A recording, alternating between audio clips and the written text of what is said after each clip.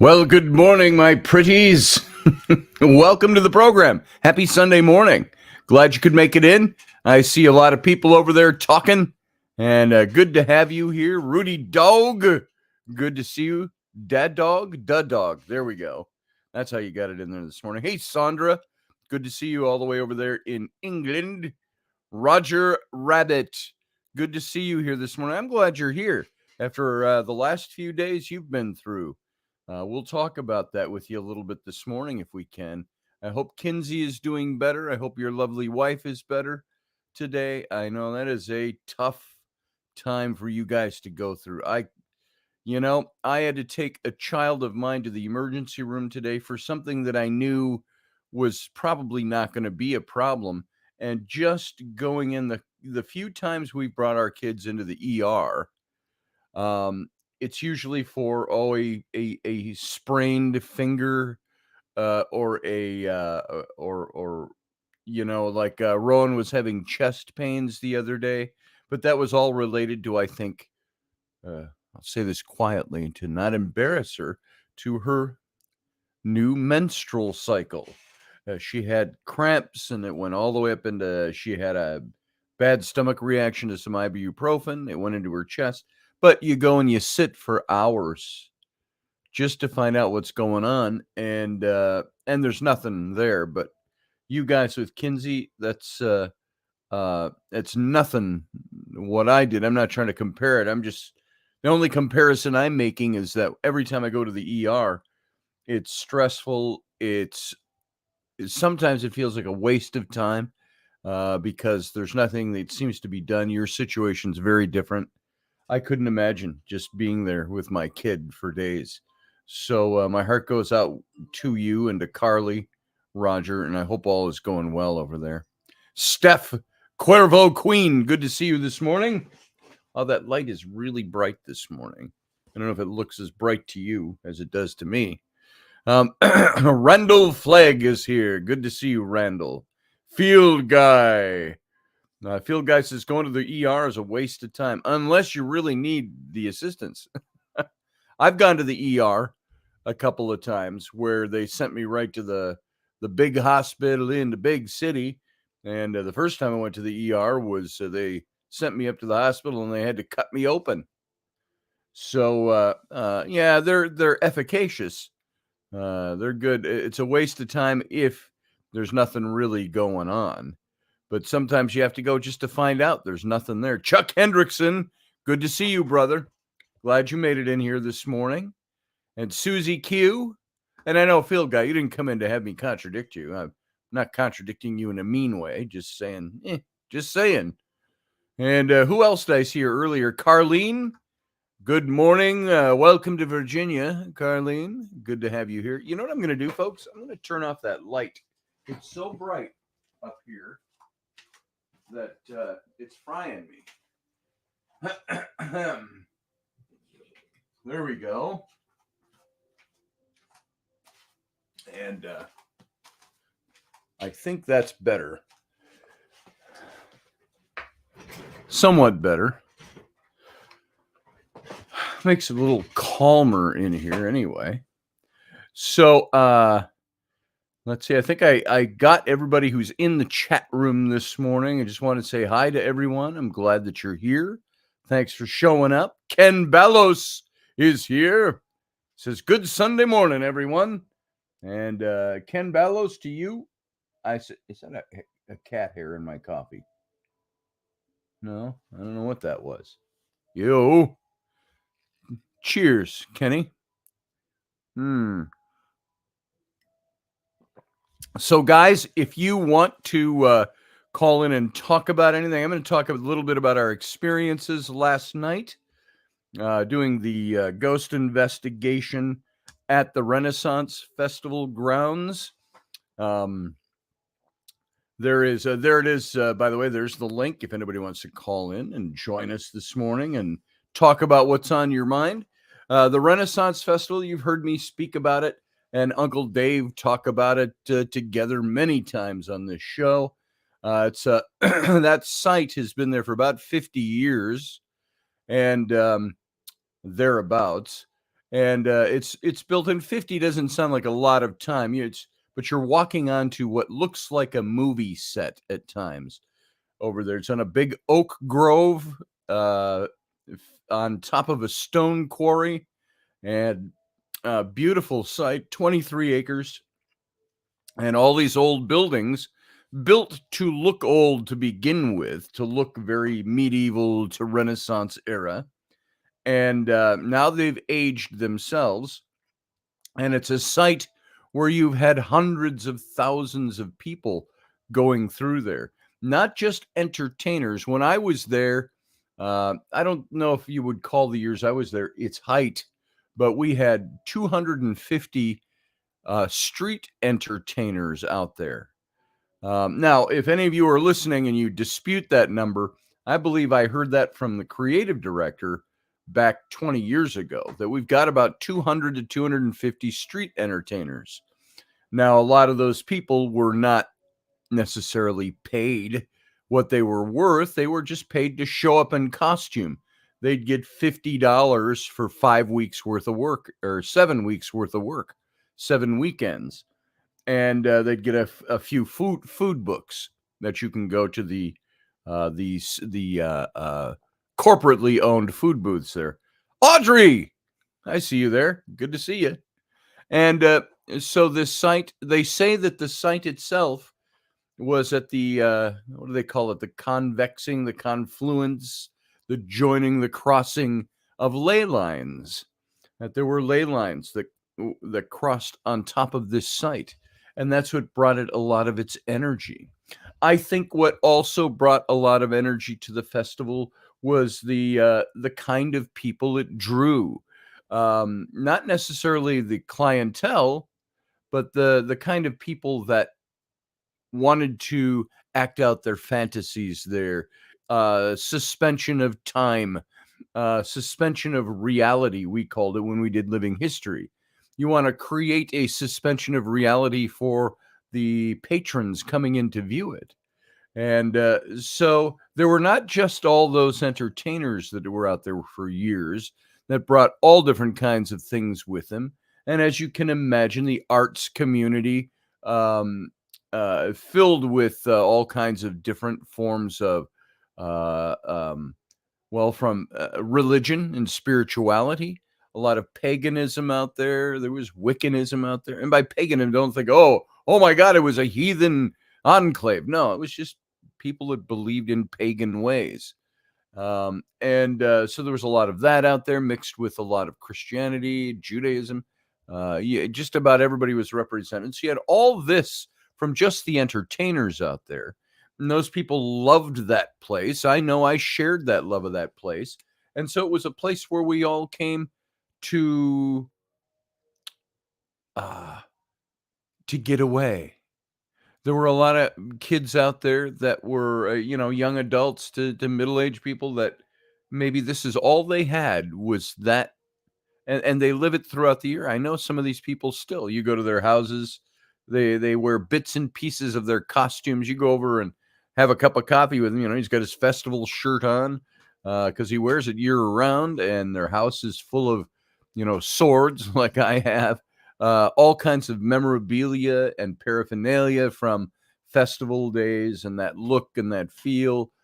Think of walking into friends' houses that are like Dungeons and Dragons or gamers and like that. They've got the stuff around, they live it. That's what now, all of this to say, this is what the entertainers brought to that site for 50 years.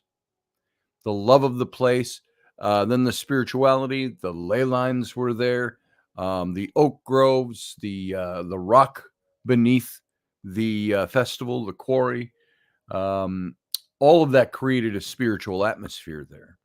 And then on top of that, when I was there at its what I think was considered to be its glory days, its height, we'd have upwards of 20 to 30.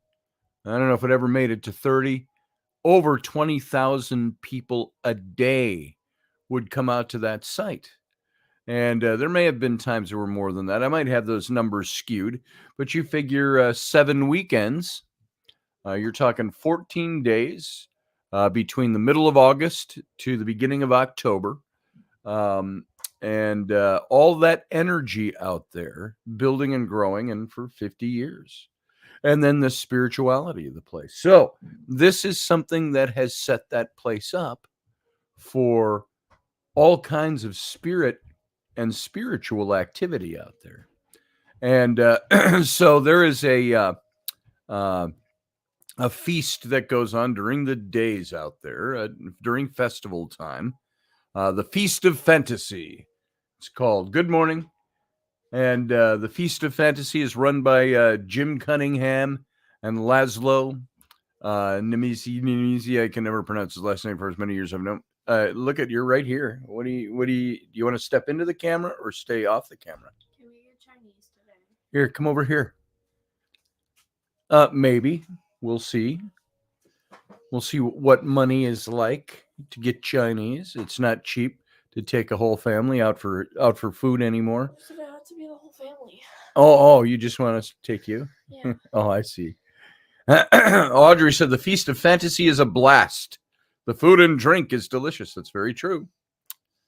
So, what are you up to? Nothing. So, say good morning to Rowan, everybody. Oh, okay. They have a movie coming out in the theaters. Can you go see it? Once I find out more about it, go look it up. I just saw an announcement on that. Sam and Colby. It's a couple of, they started as teenage kids about 6-7 years ago, doing a YouTube channel, and they were doing exploration of abandoned sites and haunted places, and they're doing a lot of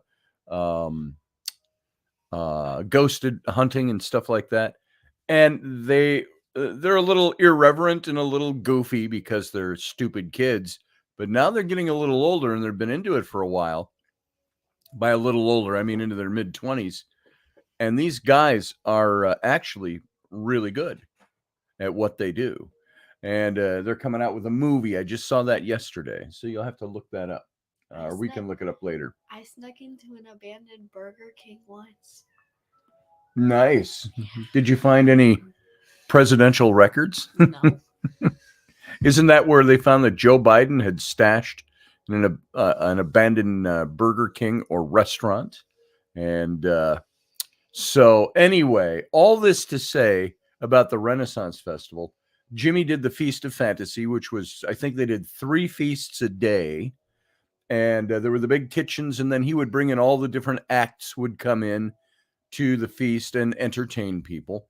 And you had to pay a little extra to get into the feast. And so then they started at Halloween time out there.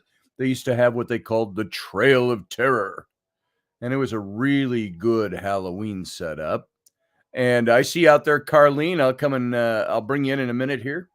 And so they they discontinued Trail of Terror, I think right around COVID time. And then they ended up selling part of that property off. And so that doesn't exist anymore. But Jimmy Cunningham does instead of the Feast of Fantasy, he now does the Phantom's Feast. And in the same location, a big building called Bad Manor, which is made to look like an old medieval to Renaissance era building. You've seen some of the pictures I've put up before, I think. And he runs that for several weekends in October, leading up to Halloween. And Rocky originally went out there. I don't know how Jimmy and Rocky met, because Rocky was never part of the festival. But Rocky went out there a year or two, and then Rocky asked me to come along about 7 or 8 years ago, something like that. And so I was doing it with Rocky for a few years. Then Raini started coming along with us, and Sarah Soderlin would come with us.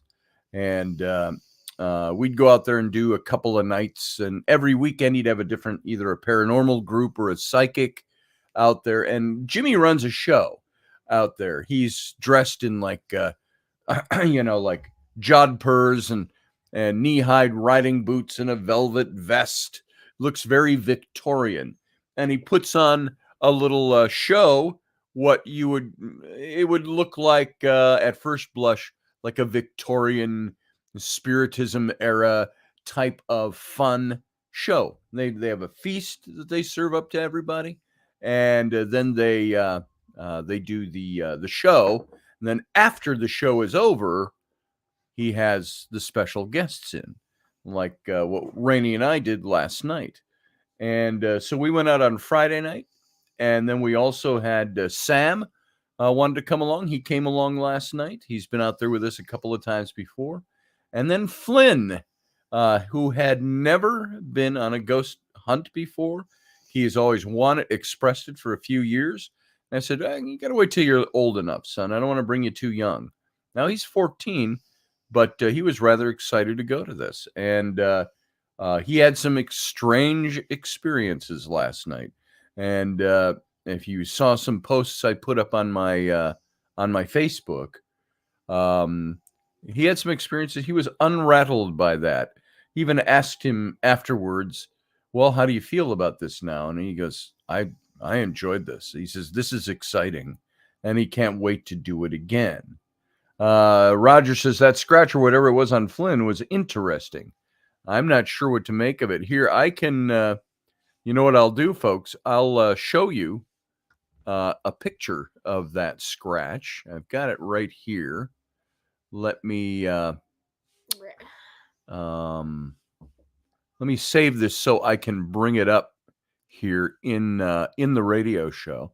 I just have to save it as a PDF file. Photoshop PDF. I'm going to save that to that folder. Now let me call this up and I'll show you what this looks like. I got to import it in.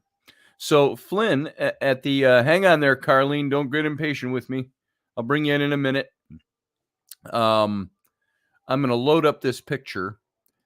We went up at the festival. The reason I told you about some of that was to give you a little bit of a lay of the land and the feeling out there. And let's see. Let me find this here first. Hold on. It's in here.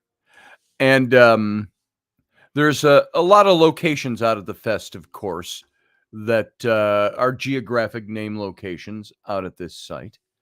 And up on the knoll is the highest point of ground. It's up behind or alongside the big opening gates. There are these glorious looking movie set opening gates with all the towers and things on it.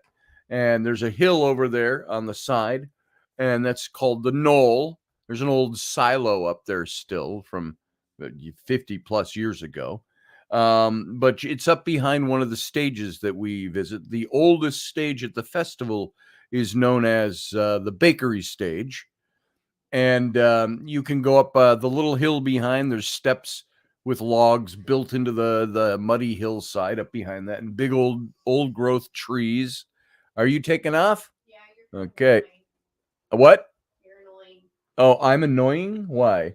Because you're just talking about this annoying stuff that you were supposed to take me with, but you took Flynn and Sam. Oh, gotcha. Like them more.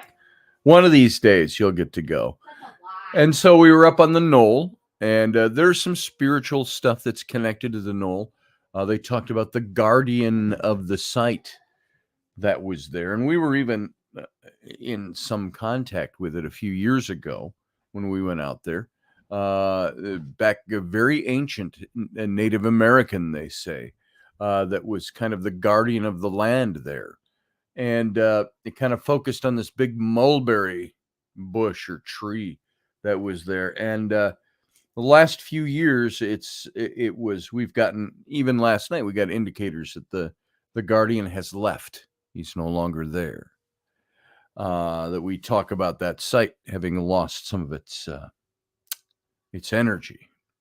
Yeah, trip to the ER would have been enough excitement, Sarah. It was Rowan that went to the ER. And so that's the site. But here, this is Flynn from last night. After, I'm going to take off the banners so it doesn't obscure this. And the brand, boom. And so afterwards, we were up on the knoll, and we had some contact up on the knoll. through the spirit boxes. And this is after the audience was gone. We were all done with the official ghost hunt at different locations for the audience, and everybody went home. Then we went up on the knoll, and Sam really wanted to go up there, and Raini did, and she felt kind of a darkness, and she said, "I'm not comfortable. I don't think I want to go up there." But I wanted to go up there with the boys, and she said, "Well, I'm not." I said, "I'll stay down here with you if you want me to." No, she said, "I'm not going to run it. I'm not going to stand here alone." From the feelings I'm getting, she wasn't scared. Rainey doesn't get scaredy catty about stuff. She was just unnerved. So she came up with us too. So we all went up there.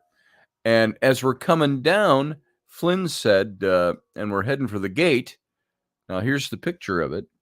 He said, that was pretty cool up there. And he said, I felt kind of and he and Sam both said kind of the same thing. We felt kind of a heaviness up there, a darker quality, not creepy and scary, just heavy. And so we're coming down. And so once we came down off the knoll, we were going to make our way around to the front gate and take off. And for the night, it was about 11:30 by that time. And so as we're going through the gate, Flynn said, I felt like somebody was pushing me along, not shoving me. He said, just that feeling. And my neck started feeling like it was itchy. He said, my neck feels itchy. And as you can see here, we got to the car and Rainey pulled down his jacket and the back of his collar. And he has these on the left side there's actually 3 scratches running vertically, and then on the other side, almost like a thumbprint. Now, he also had these over on his shoulder to the left, which is, of course, not in this picture, and he had a few scratches that looked just like this down in the middle of his back. So Matthew Sainsbury says, bed bug bites. No, not out there. So, not bugs. So, I'm pretty... I like to apply good skepticism to things and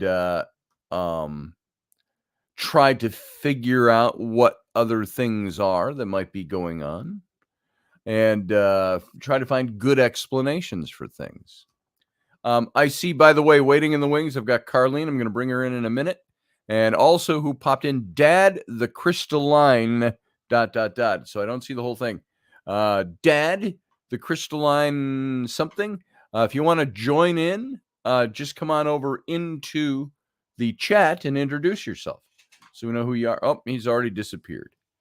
So that's what Flynn experienced last night. Sarah says, doesn't seem paranormal so far. No, you weren't there. It was the whole spirit of the place. I don't have to prove to you or to anybody that it was paranormal. That's not my job. And you can certainly believe whatever you want to about it. It's a combination of everything that went on last night. Doesn't seem paranormal because he has scratches. No, a scratch isn't paranormal. But what and Sarah, this is not directed at you. Something I hate about people that try to be over skeptical is they're not questioning, oh, how could that have happened? They're usually somebody that takes an event you talk about and it has to be anything else except what you think it might be, with a spiritual twist to it or a supernatural twist to it. Oh, it can't be supernatural, so it has to be something else. There has to be another explanation for it. No, there doesn't, really, when it comes down to it. And like I say, Sarah, I'm not directing that at you, but you prompted that thinking in me, is that I don't like skepticism for the sake of skepticism. I like skepticism that wants to ask good questions, wants to look at things. Now, I would think this is for you, sir. If you say doesn't look supernatural to you, doesn't look paranormal, you're not asking about any of the other things that went on that night. Maybe it doesn't seem that way on the surface, but scratches down his back and on his shoulders and on his neck So Field Guy says, yes, the wind made those scratches, right? There's all kinds of explanations for scratches. Somebody said, oh, bug bites? No. I had somebody else this morning say, was he nervous? Was it a rash? No, because he was excited to be there. Was even excited after this. But, and Flynn, you got to know Flynn. He's not the kind of person that would self-inflict these things. It's not his style. It's not what he does. So it's interesting. And Sarah, if you want to talk about this stuff, you can certainly call and we'll talk. Let me bring in Carlene. She's been waiting for a while. How you doing, Carlene? We're doing good. You're in Virginia now, right? Yes, finally we made it after what, 5 months? Congrats. But yeah, I was gonna bring up, and of course you brought it up. They would have to, responding to your last comment, they would have to go to your page and listen to the what you posted in the on your box there, and then see the pictures, and then they. Uh-oh. Froze up. We'll wait a minute and see if you come back in. No, Matthew, he's not into flagellation. Yeah, if they listen to your video from Raini with a voice box, it's like, and then see that, they're like, yeah, okay. Yeah. You add it all together. You can't pass judgment with just one thing. Yeah. Put the puzzle pieces together, and like I said, both my husband and I listened to your video that Raini took, and it was like, wow, that definitely was Dave responding to you. It was, and I heard it, and I heard exactly what Raini said.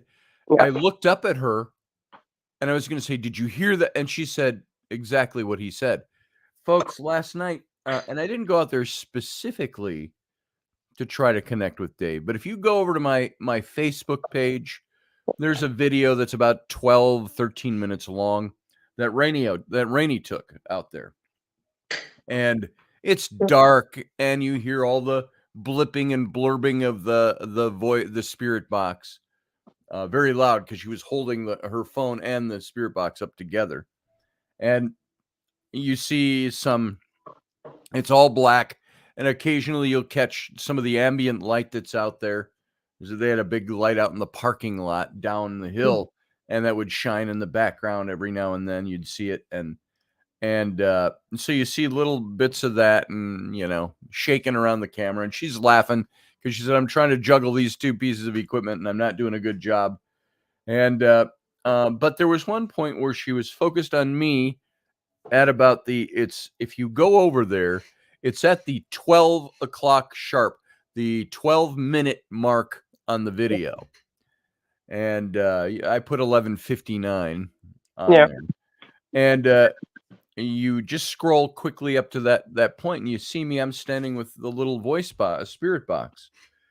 And all evening at the different locations, and we told the audience, we've all had, Jimmy and I and Raini, we've all had friends out here who passed on, and recently a good friend of mine, and I said, Dave, you love this place. If you're out here, you could make contact with us if you want to, if you can.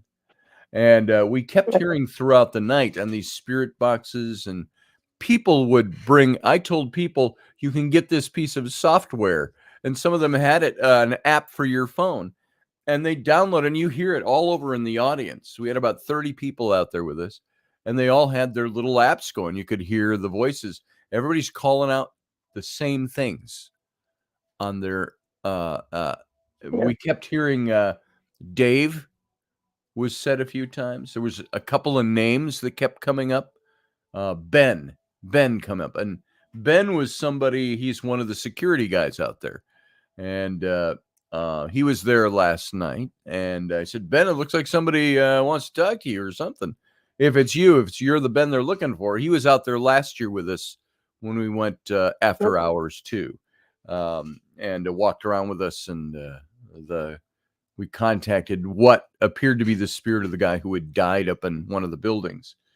And so last night we're getting a lot of this, and then we went up on the knoll at the end, and I asked if Dave was here.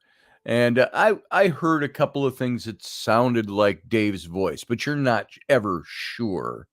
There's such a overlapping of sounds and voices, radio blips and bleeps that come in. And here's the difference. When you hear, they say these spirit boxes operate on the theory that it spins through the radio dial, the radio frequencies, and the spirits can take and build phrases and sentences out of the different words that are coming up from the radio stations. Sometimes, like I've had several times, you'll get a voice that floats over the revolving. I make this curve because I'm looking at thinking mentally. I see a circle of the revolving radio frequency around the radio dial, but I'll get a voice that'll float over the top of all the blips through the passing frequencies. So it's not stopping or freezing, and the voice floats over it. And so last night, as we were getting ready to wrap up, I just said, Dave, if you're around, and I thought I heard his voice. There's a couple of places where I said, that sounds like Dave's voice. Like somebody said, hey, like Dave. And then I said, well, Dave, I just want you to know I love you. I love you, brother. And immediately got a response. Now, here is what I say. It's sometimes it's not what you hear, it's when you hear it. It's how you hear it. If something responds directly to something you're saying, you can't go, oh, wow, that chance that radio station was talking about the topic I'm talking about. How about that? And it blipped in right at the tail end of what I said. But I said, I love you, brother. And immediately you heard a voice. And Carlene, you heard this. Some of you may have heard this.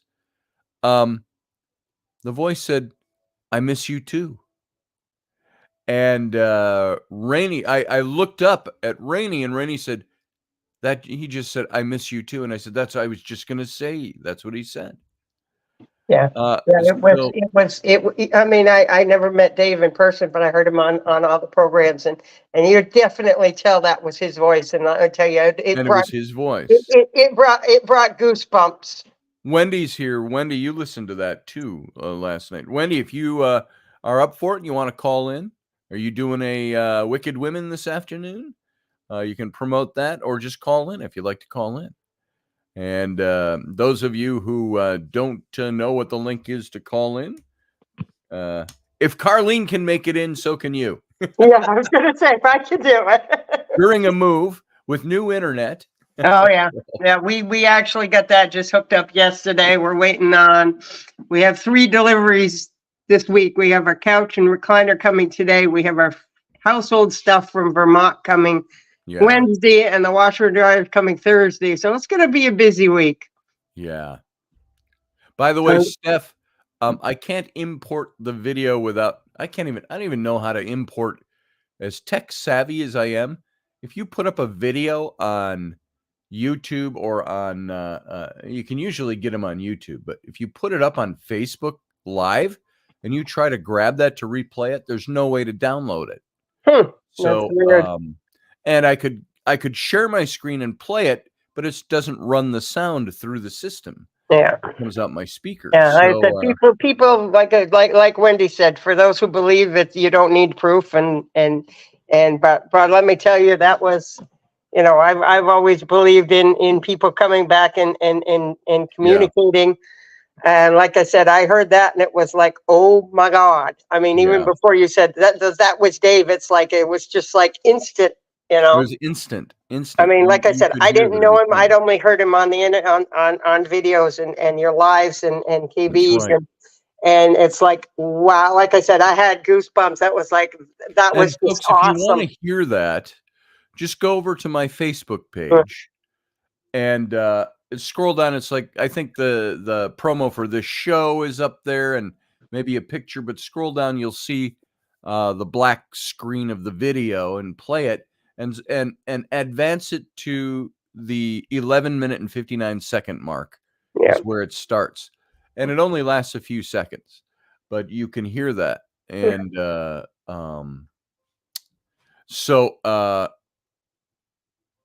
yeah, I wish I could play it right here, and I can't until I can figure out how to get that video off of Facebook and into a place where I can edit that clip out and put it up.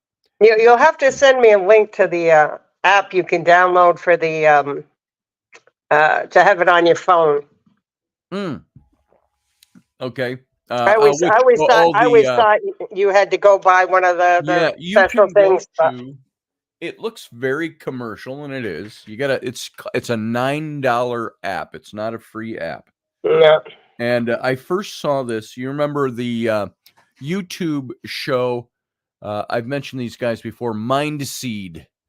That I've recommended. Hey, go watch these guys if you want to see a good creepy paranormal show.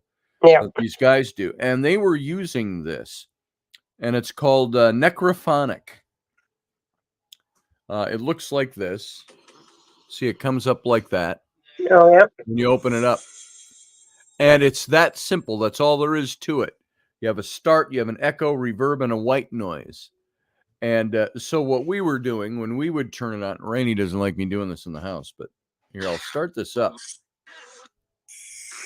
And I go white noise, and what you'd hear, and you can... and you hear all this gibberish. Some of this comes off a radio station. So, and I just asked Dave if you were there, would you like to speak through this? And we got a lot of stuff like this. Now, are those all ghosts or spirits? No, it's probably radio signals, gibberish. Every now and then you catch a legitimate voice. Yeah. Yeah, and that one you guys caught last night definitely was the real McCoy. Yes. We were using this little device, and this is what a lot of the people, we told them, if you want to get this device, go to Necrophonic as an app, Necrophonic, and download that. And people were using that last night and getting stuff. As we're up on the stage at some of the stages talking to them, and they've got them going already. And so there was some very interesting stuff going on. And we picked up some very interesting things. So, I mean, I definitely like to find out what's following me around and keeping me in level. Like I said, I've been through a lot of trauma, have anxiety, have PTSD, you name it. Right. It's all diagnosed. And after my grandmother passed away, that all just seemed to dissipate. Normally a move like this would have sent me into anxiety attacks, one right after the other, till I got settled. And it's like, yeah, whatever. It's just just totally gone. Yeah. I mean, it's not gone. It's there. I've had attacks, but they're so mild. It's like I don't even need my medicine most of the time now. Well, that's good. I think. Is that good for you? It is. I hate taking pills. So do I. The move was, so they wanted me on methotrexate for my rheumatoid, and they told me, oh, you have to have your eyes tested every 3 months or 6 months. You have to have your blood work done every 3 months because this can shut your liver and kidneys down. Otherwise, you're going to be in pain. I said, I'll take the pain versus the medicine. I'm like, yeah, we're not doing this. We're not doing this. I'd rather feel like I don't take a lot of meds for pain or headaches or things like that. By the way, Rudy, it was Necrophonic. I typed it into the chat room. And Sarah, by the way, asked a great question. Does your experience reaffirm your views on the existence of the hereafter? How does it affect your life philosophy? Well, I'll tell you this, and I don't mean to be trouncing into the point you were talking about, Carlene, but maybe you can share what you think about this too. And anybody who wants to talk about this, call in as well. But does it reaffirm? No, it's different than what I was always taught about the afterlife. We were taught, it was Christianity, a very Christian worldview, and afterlife view. A point of view was what I always believed. Has that altered a bit by these experiences? Yeah, they might have something to do with that. I think my thinking, though, was already being affected by different things I was researching and looking into. Steph, and I put that up, Steph, for a second. Steph said there's also an app called Necrometer. So Necrometer or Necrophonic. Those are the two that we're recommending for you. I have to look up at the Necrometer. And so Sarah asks, does it reaffirm my views on the existence of the hereafter? It doesn't reaffirm it. It's offering me something different than I was told. Now, the response to that is varied, just as varied as there are religious views. You will hear in the circles I came from, conservative, fundamentalist, Baptist, evangelical, that these are things that they are lies of Satan, that they are, and I don't mean to say that to sound funny. Oh, it's Satan. I don't mean to say it that way, but that it's lies of the evil one, the dark one, the one that wants to draw your attentions away from God, even by masquerading as God. Even the Bible itself says the devil will appear as an angel of light to draw you away. And so all those things go through your mind when you're thinking through things and trying to decipher what is it I should believe? Should I believe what this book says from 2,000 years ago? Should I believe what this teaching that was wrapped up in a context of what they believed 2,000 years ago tells me to do? Do I believe in something different that's just as ancient? Which one? How do you know which one is true? And those are the big questions we've talked about, like going into the big theater, sitting in a seat and watching the play. We all have different seats, different perspectives. And I am trying to answer Sarah's question with all of this too. Does it reaffirm my views on the existence of the hereafter? Not necessarily. It doesn't reaffirm them. Well, I suppose if you take the word reaffirm, yeah, in a sense, it's telling me that there are views of the hereafter that are different than what I was taught. So it reaffirms in a sense. And how does it affect my life philosophy? That ties into a lot of things. I'm reading a book right now by Bart Ehrman, and many of you may have heard of him, a theologian, seminarian, in the ministry earlier on, but his book was How Jesus Became God, is his book. And I'm looking at I've got it up on my my audio book while I'm working. It's subtitled let's see if I can even read that. I can't see it any bigger. The existence of a Jewish preacher from Galilee, or the not existence. I can't read what that word is. Oh, good grief! Not the existence, the exaltation, the elevation, as it were, of a Jewish preacher from Galilee. He says, as a subtitle, and so you have to ask those questions. It ties into all of that for me, Sarah. Is how does it affect my life philosophy? It tells me that there's something different than I thought was there. But then what happens is my old life philosophy comes back in, my old theology, my old spirituality, and makes me question that. Am I being presented with something new? Am I seeing something new and different? Am I seeing something real? Am I seeing a deception? That's what my religion once told me. Anything like this is just a deception of the devil to draw your attention from God. So then I have to ask, do I feel my attention to God has changed? Well, not because of this. That's because of other things. So, seems to go back a few seconds. Oh, Matthew's off on a tangent about heaven and hell stuff, deception, angels of light. He did a course on Moses. Who did? Me? But he said he places the Exodus in the reign of Ramses II, but it seems it goes back a few centuries early during Amenhotep II's reign. Right. I'm firmly ensconced in the Amenhotep II camp. Ramsey's the second. You have to overlook a lot of things to get there. So I'm not too. I've got KB calling in, I do believe. Sarah, did that help? Did that answer? You can call in. Let's talk about it a little bit if you want to talk about it, because I'd like to get your views on this. Here's KB. Let's bring him in. Good morning, KB. Good morning. Morning. Doing great. It's a beautiful day out in the neighborhood out here at the Castle by the roadside. Right on. I'm glad to be around the table with you guys and have myself a morning cup of coffee Cheers. with two highly Scotty and Broomhilda. I forgot my new electric broom. It's at home, or the old home. I hear you.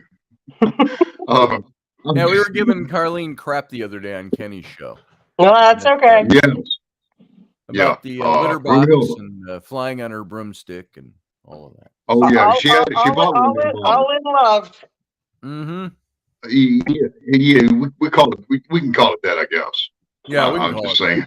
Hey, Kenny, do me a favor. Hilarious. Take over this show for a minute. I'm going to go warm up my coffee. I'll be right back. Yeah, two hours, Scotty, warm up his coffee. You want to say good morning, everybody? I'm glad you could join Scotty around the table. Let's want a cup of coffee with Broomhilda. Any of you guys got anything you want to say or ask? Feel free to do that right here, live. Yeah. Remember, I know where you are. Broomhilda has invaded Virginia. Virginia will never recover. I thought when the North came down back in 1865, it's happened again all over. So Broomhilda is leading the charge. That's all I can say about that. But I'm glad to have you guys aboard this morning. Well, it could be worse. You could have some of my psycho neighbors we moved away from. Yeah, well, they stayed and you came. That's all. I can say that. I'm the better of the bunch. So what can I say? Yeah, that's what I heard. Hate to see the rest of them. I'm just saying. Yeah, no, Broomhilda, the car show yesterday was canceled because of the rain. Yep. Yeah, it was rainy, and we ended up we had to go buy our couch and recliner and go to Home Depot, and we've been running like crazy. I said, it's like, yeah, I'm about ready to slow down. Yeah, because you get at that age where you need to slow down. Hey, you're older than me. Thank you very much. We're not going there. They can get you hurt. That can get you hurt. It's nice down here. It started off a little cool and breezy, but it's warming up fast. Yeah, it's gonna be a fairly decent day today. It's gonna be cool this week. It's gonna be in the 60s this week, and that's too cold for KB. I had to break out the flannels. You go back where I came from because it's been in the 30s up there. Shame on them. Shame on them. Yeah, I told my sister. Good morning, Rudy. I've been picking on my sister. She woke up yesterday morning to 37, and it was in the high 50s down here at the same time. And I said, "Ha ha." She said, "Well, yeah, whatever." Cheers. See, Rudy's on here this morning. Want to say good morning, Rudy. Glad you're aboard this morning. Well, it's good to have you guys here. So we had an interesting experience last night. Yeah, that was, like I said, that video was like, wow. Sarah's going to come on in a few minutes, she said. Yeah. KB, if you have not heard it, go over to my I was watching it this morning. Yeah. Okay. Yeah, you go to that. Yeah. It can be a little boring because it's just gibberish and stuff the first 12 minutes, but it's that 12-minute mark where I had that little interchange. I believe it was with Uncle Dave. Or somebody trying to make me think it was Uncle Dave. Not a hoaxer. I'm talking spiritual deception. You'll have to decide for yourself, you guys. So I would definitely say that was Dave. I mean, like I said, it sounded like Dave. Yeah. Yeah, it's and there's the big problem with all of this is you don't ever really know for sure who's talking to you. Is it God? Is it Dave? Is it some spirit entity looking for attention? Is it the devil? Is it demonic? Is it aliens? Is it whatever? Things we don't even know about. Here's Sarah. Let's bring her in. What is it exactly? You don't know. You don't know it was Dave. All I know is I got the voice, and I got an immediate response to something I said. It was like on the nuts. Right. There was the response. Sarah, welcome. Morning, everyone. How you doing? Good. So to follow up, with my question, I mean, I wasn't going from like a religious context, saying it's heaven or hell and all that. I was thinking of more of it's you're interacting with something, whether it's an Uncle Dave or not, that remains to be seen, that remains to be seen, but you're interacting with at least something that's interdimensional. Right. So, and considering that Uncle Dave has passed, that's sort of like showing the way that we're going to be entering into an interdimensional phase, right? Or we'll be hopefully where he is. Well, you take the religious part of this, the religious, spiritual religiosity out of it. Just take it as an event all on its own, and you say it was something. It was something that spoke to me. It was something that responded to what I said. It was something that technologically wouldn't have heard my voice. So it was responding from not having heard my voice through tech, but responding through tech. Because there's no microphone. There's no way to... It would have had to been somebody that could hear what I said and responded to it. That responded immediately to it, which made it... it's like when we talk about these kinds of experiences where you get these responses either via EVP or spirit box and so on. It's not always necessarily that you hear a word and you go, "Oh, that was Grandma." But it was 30 seconds after you asked something, and it was said, "Hey, Grandma, sure miss you at Thanksgiving," and a voice will come out and say, "Food." That was Grandma. You don't know that, but when you get that was a whole phrase, and it came within a second of my asking. It responded. So that's when you look at that and you say, that affects me on a afterlife issue, like you asked. It affects me on a spiritual side of things without going religious with the spiritual part.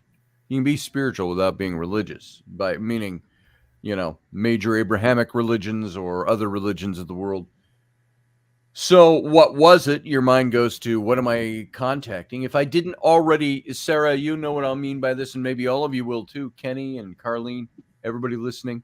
We got a whole bunch of, call it our baggage. You can maybe label it the positive bags that we carry around in life. Not all our luggage we check at the airport is negative baggage. It's just stuff we got to haul around. So we got our baggage with us that makes us prejudge and predetermine, put into a box, a contextual box, the things that we experience. And so I'm always going to have that.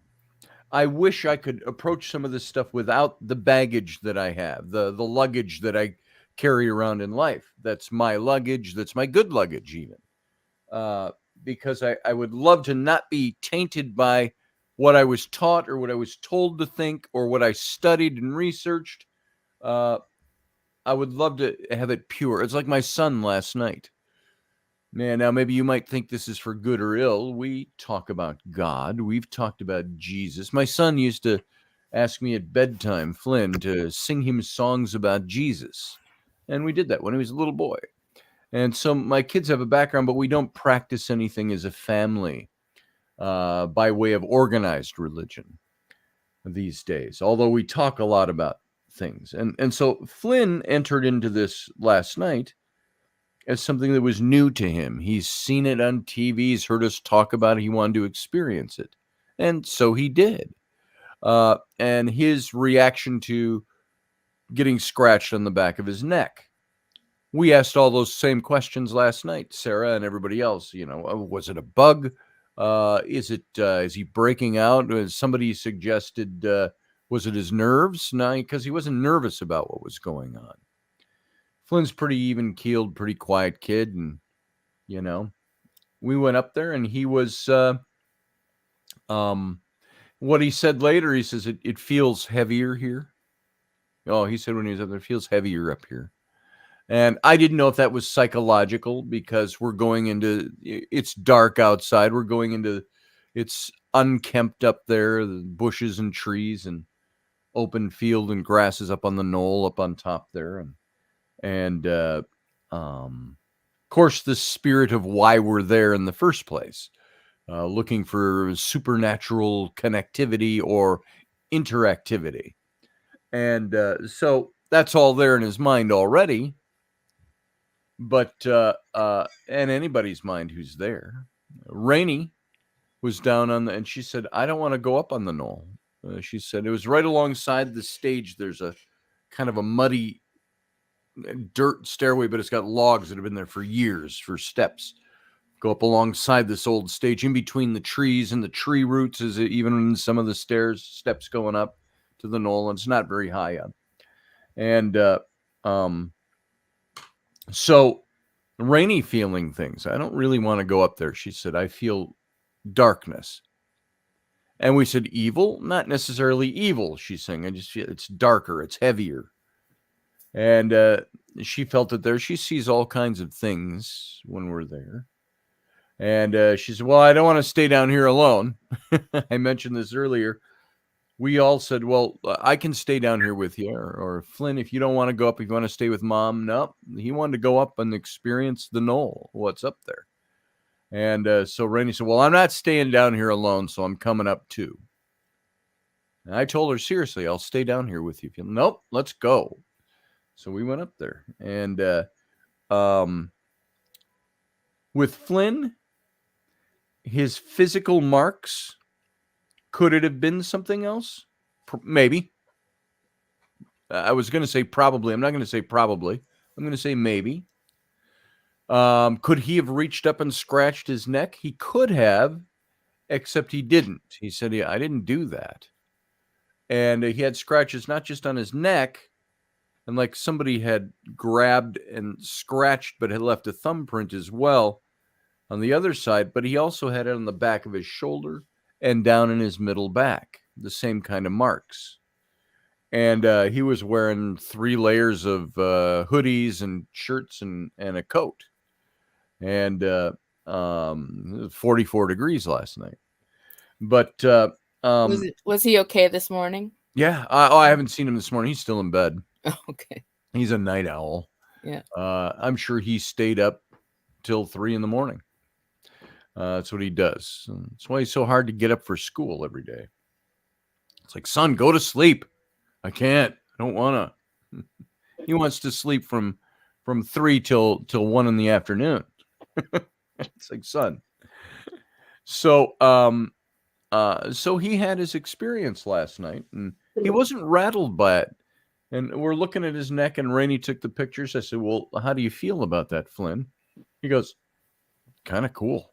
So, he wasn't rattled. I said, how do you feel about doing this again? He says, when? Let's go. He wants to get into this and wants to learn more about it. I get a little nervous as a dad because we haven't instilled. Okay, Sarah, this is where it affects me on a spiritual level. Because we haven't instilled a certain hardcore religion into our kids. Some people would say, well, that's so irresponsible. I don't think it's irresponsible. We present different things to our kids. We present what we believe. We just don't go to an organized church. Although I've thought recently about doing that. Maybe our kids need a youth group. Maybe we need a place to go. Well, I mean, you can have spirituality without being in a church. Yeah, I don't have to go to synagogue or mosque or church. I mean, thing with organized religion is that it's already constructed rather than having to build everything from scratch. There's certain things in place that have been time and chewed and trusted for thousands of years, and that works for certain people, works for whatever resonates with them. I think you're exactly right. That's a great way to put it. There's a construct already in place. And if you're going to enter into the paranormal field, you have to have that, that base of, something to there's something there to rely on, something to ground yourself with. And this is what I want to instill in my son. I remember I used to sing songs for him at bedtime. When he was younger, he'd want to hear these songs, and I had to keep thinking of old youth group songs and things. And I used to sing this little song for him about faith. He'd ask about Jesus. I sang this little song that said, to hear with my heart, to see with my soul, to be guided by a hand I cannot hold, to trust in a way that I cannot see. That's what faith must be. And the verses said, when the universe fell from his fingertips, he decided he wanted some fellowship. But the man and the woman would not submit, so he made a better way. When the moment was right, he gave his own son, who opened the way so that everyone could have hope and believe that when time was done, he'd be able to make us one. And then that chorus, to hear with my heart, to see with my soul. And other songs about Jesus. So we don't do that as much now. The kids don't, hey, Everin, how you doing? I'm doing well. Good to see you, sir. Yes. You liking your new digs? Oh, yeah, love it. Right on. So anyway, all of that stuff, it's the stuff like last night with Flynn. I'm like, should we have instilled something more hardcore religious with him before he experiences that? And well, there's only so much you can instill, and a part of it has to be his acceptance of it. So he has to do the work, Right. And what he truly believes in, You can present all sorts of options and expose him to different things and sees what resonates with him. Ultimately, what he chooses. It's like the difference when, I guess with the not a confirmation. It's like having the difference between going to church because your parents do it and then going to your church because you're doing it for yourself. I've mentioned that before when I've talked about this. When I was a youth pastor, there was something that struck me one morning. I was going to teach on a Sunday and or one of our Friday night things, Bible study and stuff like that with the youth, which was wild. We tried to make it fun and exciting. But I asked the kids, I said, why do you believe what you believe? Why? I would ask the kids, why are you a Christian? It just struck me one night. I'm going to ask this. Somebody tell me, raise your hand or just blurt it out. Why are you a Christian? Well, because my parents are Christians. I said, thank you for playing. I said, next, who else has got an answer? Give me a right answer on that. I said, because there is a right answer. And only one person came up with it, because I choose to be a Christian. I put my faith in this. I said, there you go. And that's where I kind of came up with the old illustration that everybody uses. I don't know if I heard it first or if I coined it, thought I made it up. I said, I can stand in a garage all day long and never turn into a car. I said, just because your parents bring you to church and make you go doesn't make you a Christian. Your family doesn't make you a Christian. Your surroundings don't make you a Christian. The church building doesn't make you a Christian. Singing the songs or quoting liturgy doesn't make you a Christian. I said, what makes you a Christian? Oh, there went Ken. He'll be back, I think. And I said, what makes you a Christian? It's personal choice. And so this is the same thing I would say to my kids. I presented different things to them. I presented a way to believe the things I used to believe in. And when I say used to, I even shy off of saying that because I don't disbelieve it. I just don't practice that the way I used to. There's a difference in the way I believe in that stuff now. And so I want my kids to be open to, am I being an irresponsible parent by not instilling in my child the way that he should believe? Biblically, train up a child in the way that he should go, and when he's old, he will not depart from it. Was that a proverb? One of the Proverbs of Solomon? Train up a child in the way that he should go, and when he is old, he will not depart from it. Is the emphasis, and I got to look at the language. I thought I saw this exegeted down once, torn apart linguistically. Train up a child in the way that he should go. We said, oh, the way that he should be going, that we think he should go, that he should follow. I've heard it said, no, the way that he chooses to go, the way that he should go. The emphasis is on he, not should. Mm-hmm. And so train up a child in the way that he should go. Train him up and recognize what he wants to understand. Am I irresponsible for not instilling in my children a certain belief system? Although, awful lot of talk about Jesus when we were growing up, when they were littler than they are now. So, all of that tying into these questions you brought up, Sarah, about how it affects the way I see things, how it affects, what did last night do? Last night told me that Dave is still there. Mm-hmm. Was it Dave? You always have those doubts, like I mentioned earlier. I don't know. My old religion wants to tell me it was a lie of Satan. It's a deception.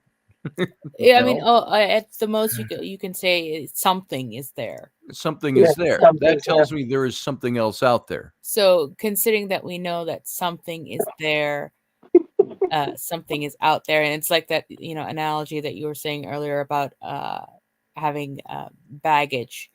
Yeah. It's like now we know that something is out there. It's like, is it now? As we go through our lives, are we like preparing for the ultimate, or like Carlene has, preparing for the next move? Right. As right. Whatever religion just changes our bodies and souls energetically to prepare for that move. I mean, that's what religion is supposedly supposed to. Part of what religion is supposed to do. To organize ourselves. Bring ourselves to a higher frequency that'll get us into quote unquote heaven. Or whatever you believe, or up the, reincarnation ladder. So, but I mean, as far, does it make you think about, the afterlife and like what you're doing now and what you've done to prepare for it? It doesn't make me think of, gosh, am I living a good enough life to go to heaven? It doesn't do that to me. In the theology that I was in, it was never about what you did that could get you to heaven. It was about what was done for you.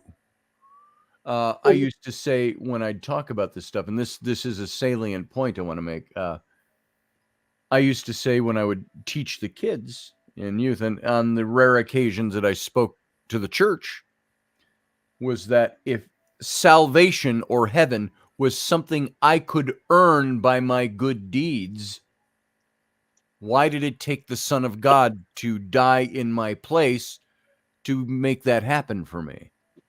And so in other words, I would say within the theological framework, I'd say if I could do something good to earn heaven, I wouldn't need Jesus.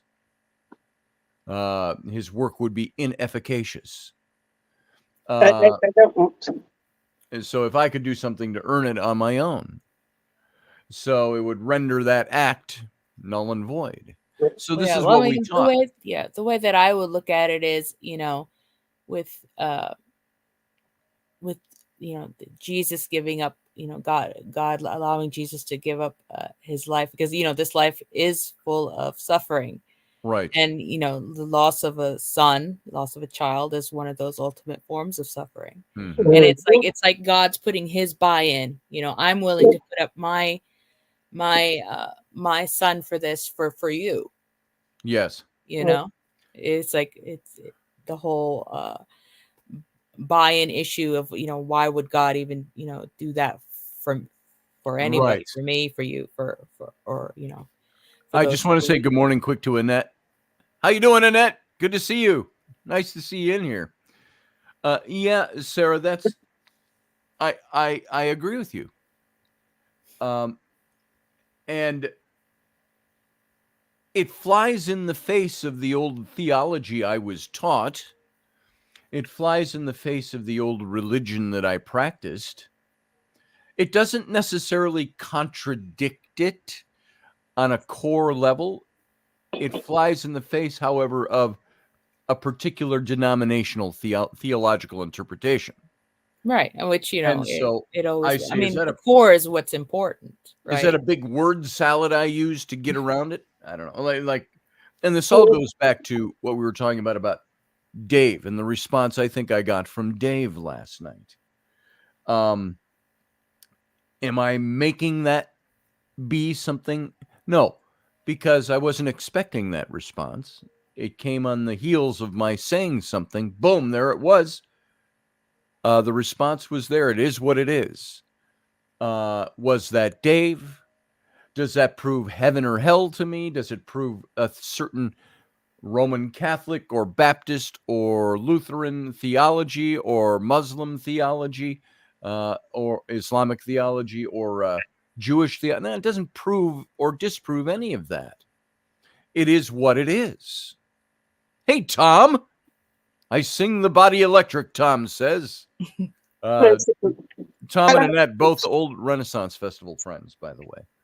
I don't think it's what you do in life to earn your place in heaven. It's what's in your heart, because, you can do hundreds and hundreds of good deeds and still not mean it, not have the feeling behind it. I can come at it from a different perspective. And Sarah, you brought that up. I used to go to church. My parents took me every holiday. Good. On my own, as I went through school, I decided to continue in the church. Did a lot of different things, got out of it as I got older. Started my family, lost a son. I fell away from God. I said to him, I just professed it. Okay, there's no God because he could not do something like this. But yet the experiences that I still had, the after, what do you call them? After the visitors, I call them, were still there. But finally, when I finally was at my lowest point, and I've told Scotty this, he's heard this, he sent an angel. And I tell you, that's, and everybody's like, oh, they don't send it. And I said, yeah, well, I know what I saw. And it just was like, it like I said, I kept saying to you, Scotty, I got to have somebody do a picture sometime, but I still to this day cannot describe the beauty, the peace, everything I saw. And after that, I saw my son who had passed away, and I knew he was okay. And it's like, okay, well, you know what? God didn't take my son to be mean. God figured he was too good for this earth, and he needed him up there more than I did. Well, there's and my response to that is like, we all have experiences, but we're all crackpots to a certain extent. It's and I get that from I actually had Whitley Strieber, who wrote the book Communion and those books. He interviewed me on his radio show when my book on the Nephilim came out. So this is 10, 11 years ago. And as we were talking, I said, Whitley, it occurs to me, and now everybody apply this to this situation, what my son experienced last night, what I experienced hearing from Dave last night, all of this. I said, Whitley, you are a crackpot. And he kind of paused, and you could hear he was kind of like, I don't know where you're going with this. You're on my show, dude. And I said, you're a crackpot. I said, you know why? I said, because you've experienced something that only you were there to experience. And you relate that experience to somebody else, and you'll have 1,000,001 different opinions trying to either tear apart what you say or bolster what you say. Oh, that wasn't really alien contact. That was, sleep paralysis or whatever. I said, everybody wants to offer up these different, when you're just saying, look, I don't need it pulled apart. I need you to hear what my experience was. And I said, so you're a crackpot in the same sense that Moses was a crackpot. I said, Moses saw God in a burning bush. Nobody else was there to talk about it. And he came down, he says, I just saw God in a burning bush. I'm like, pull this leg, it'll play Jingle Bells, Moses. And but he bases a whole religion on that. And so we can have our experiences. We can have people detract from them. I happen to know myself well enough to know that when I think I'm being deceived, I can pretty much figure that out. Now, if it's a spiritual deception, maybe not so easily. But I think I can, even the Bible, which was my basis for all of that, tells you can be discerning. It says weigh out the spirits to determine what is good and what is evil. Mm-hmm. And I think it's real easy to do if you put yourself in that mindset. Hey, Michael, good morning. Welcome. And so all of that, and you know, Sarah, sometimes when I rabbit trail, you get on me about my rabbit trailing sometimes. You go, stay on topic, Scotty. And I do, but this is my way of trying to filter. It's your journey. It's all the information around this. And getting back to the things that you initially brought up. And so, folks, if you haven't heard, Keenan's, you're out there in the audience. If you haven't heard what we recorded last night, you can go to my Facebook page and go down a couple of posts, and you'll see from last night the video that Raini did. Hard to watch, you know, only from the sense that it's black and you're hearing a lot of gibberish coming through the equipment. But there's a point at the 12-minute mark where I ask Uncle Dave, because I'm out at the festival. I'm up on the knoll. Tom and Annette, you guys would recognize the knoll. And we were up there last night quite late. And I said, Dave, if you're around, let me know. And we heard all kinds of blips and beeps and voices coming through and all that. And I finally said, and I'm repeating this for those of you who've been here for the whole show. I said, well, Dave, I just want you to know, I love you, bro. I love you, brother. And immediately the spirit box said, I miss you too. And I looked up at Raini. You can see, I looked up at her and I was going to say, he just said, and she said it. I miss you too. And somebody else said they heard him say, I love you. I miss and I love you. And she heard exactly what I heard. It was instantaneous response. That's what's different than listening to EVPs, and you hear an EVP go, and you go, that was Grandma saying she loved me. I didn't have to make up what I heard. I heard a sentence, clear as a bell, folks, and you can go listen to it. You know, that you know, I hear things like that, and people, you know, describe their experiences, and it makes me wonder that, you know, when people have paranormal experiences, it's not for to tell, but it's for them what they need in that moment, usually. Right.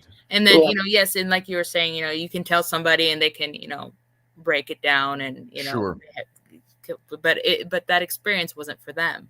So of course they're not going to understand it. And, you know, plus, you know, it's not just, you know, what you're hearing, it's what you're experiencing, what you feel, you know, all the indescribables that go along with having a paranormal experience. Yes. So, I mean, so in that moment, you got what you needed. And but here's the question. When I say I got what I needed for that moment, is that me resigning myself to the fact that, oh, I got what I needed? There's no real truth to that. There's I got what I wanted to get out of it. No, absolutely not. No. Okay. Yeah. Well, at least that's my opinion. But I mean, but, right.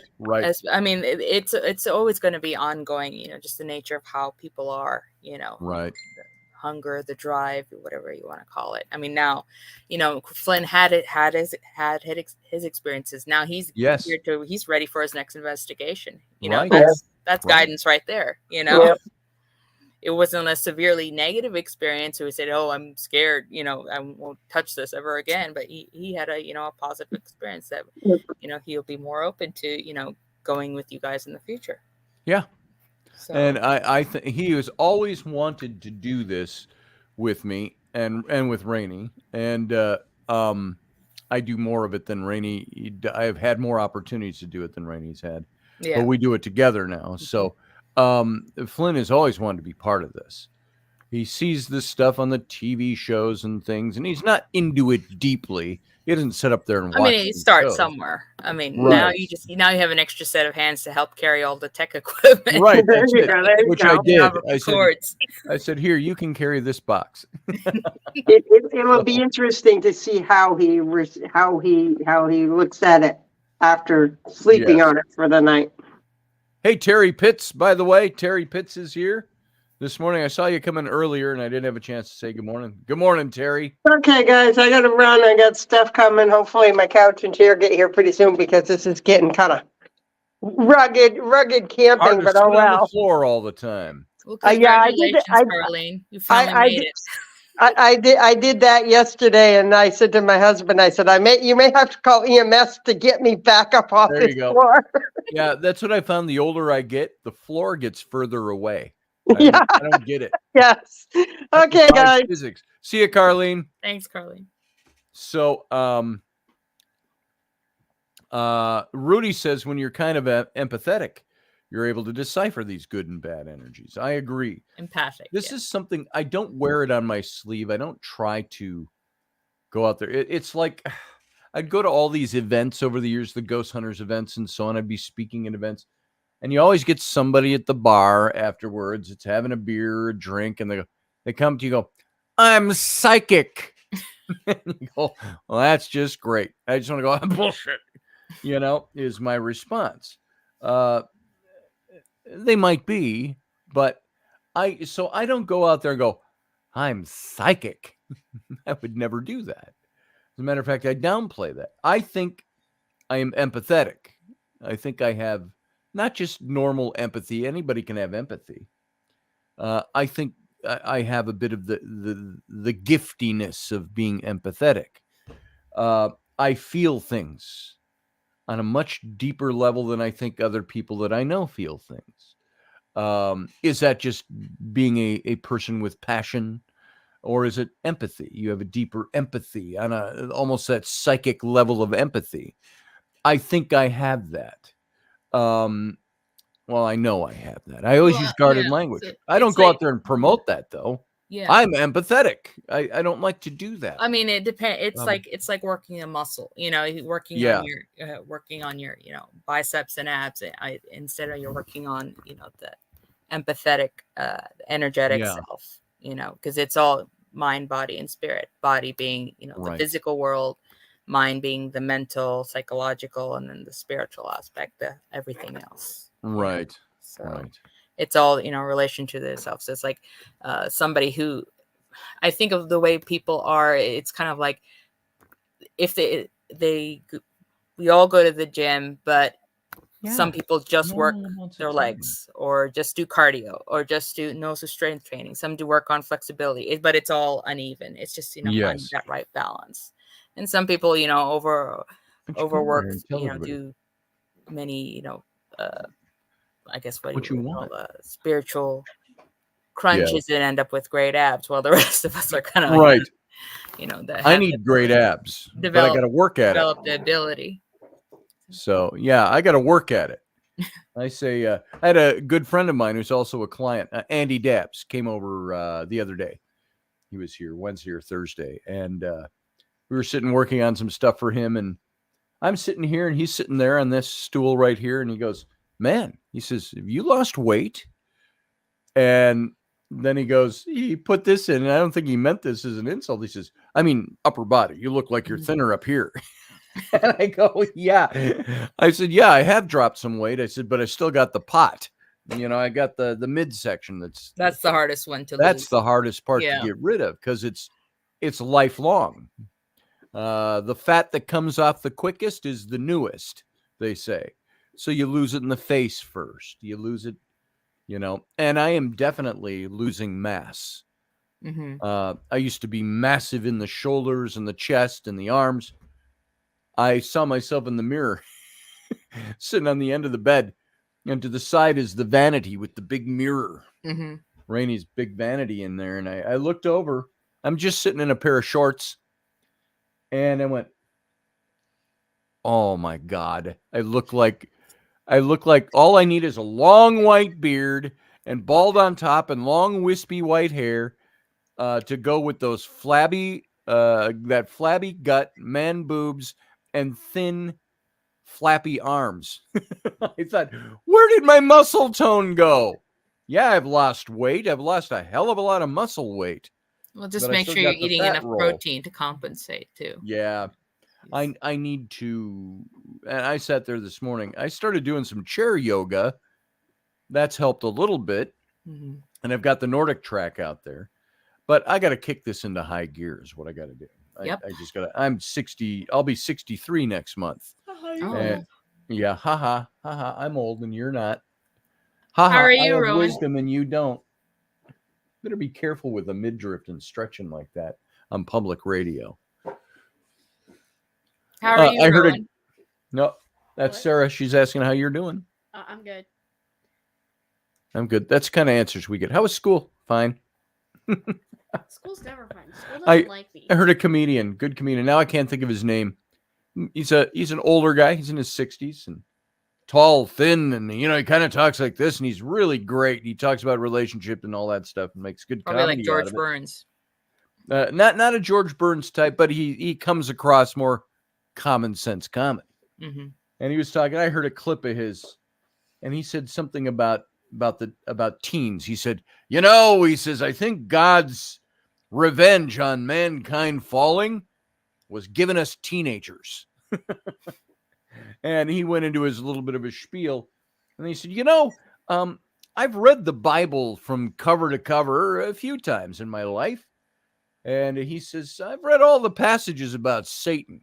He says, and the devil. And he said, I don't see anything in there that talks about how old he was when he fell. He says, I've got a theory. I said, he was 16. When he decided he was going to rebel against God, he was 16. And he says, and then he got the keys and he took the car and went down to Georgia. Devil went down to Georgia looking for souls to steal.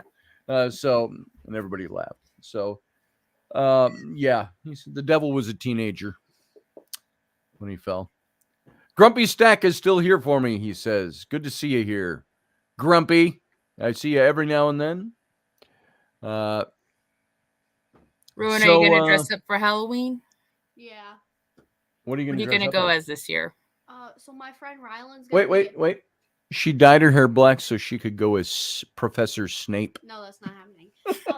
My friend Ryland's going to be Ice Spice, and I'm going to be Nicki Minaj. Oh, please. You've got me borderline disallowing that. It's too late. We already got the costumes. There is nothing good to emulate in Nicki Minaj. We will have a conversation about this. No, we won't. Yeah, we will. Mom already okayed it. What's Mom okaying that for? It's just she's not thinking. She's not having a non-thinking mom day. What's wrong with Nicki Minaj? Where do I begin? What's wrong with Nicki Minaj, parents? I want all you parents out there to give us, should my kids just listen to Nicki Minaj and the lyrics of her song and the way she dresses and all of that, and her persona? Yeah, Sandra, she does look like her mom. You look like your mom. She looks like my sister. You look like Sarah's sister. Sarah, remember, I got a glimpse once of what you look like. Oh boy, here we go. There was once where you came in, and down beneath my window here, when people call in, there's the little camera shot, and it's only about this big on my window, about an inch by an inch and a half, and I can see who's on there. And there was a picture. All I saw was of you, and I'm sorry if I'm giving anything away. It looked like long, dark brunette or black, wavy hair, and wavy because it was unbrushed, and a very, very pretty face. It looked like because I only caught about 1 second of it before it turned off and your little pink dot came up. Looked like you were sitting at a coffee table or something on the floor, and that's the impression it gave me. But I saw you. So yeah, I could see how she could look like your sister from that 1 second impression I got. So she would have to be a bit more tan, but she's about there. Yeah. And you folks, you know why Sarah doesn't show herself? Because she's this raging beauty, and she doesn't want to make any of you feel uncomfortable. Sure, let's go with that. Yeah, we'll go with that, she says. So Elvis, welcome to the show, Elvis. Nicki Minaj sings. Yeah, she does, kind of. Well, I mean, it depends on, if you look at the type of entertainment that's out there today, the one that's predominantly out there, they're using, sex as a selling point. Right.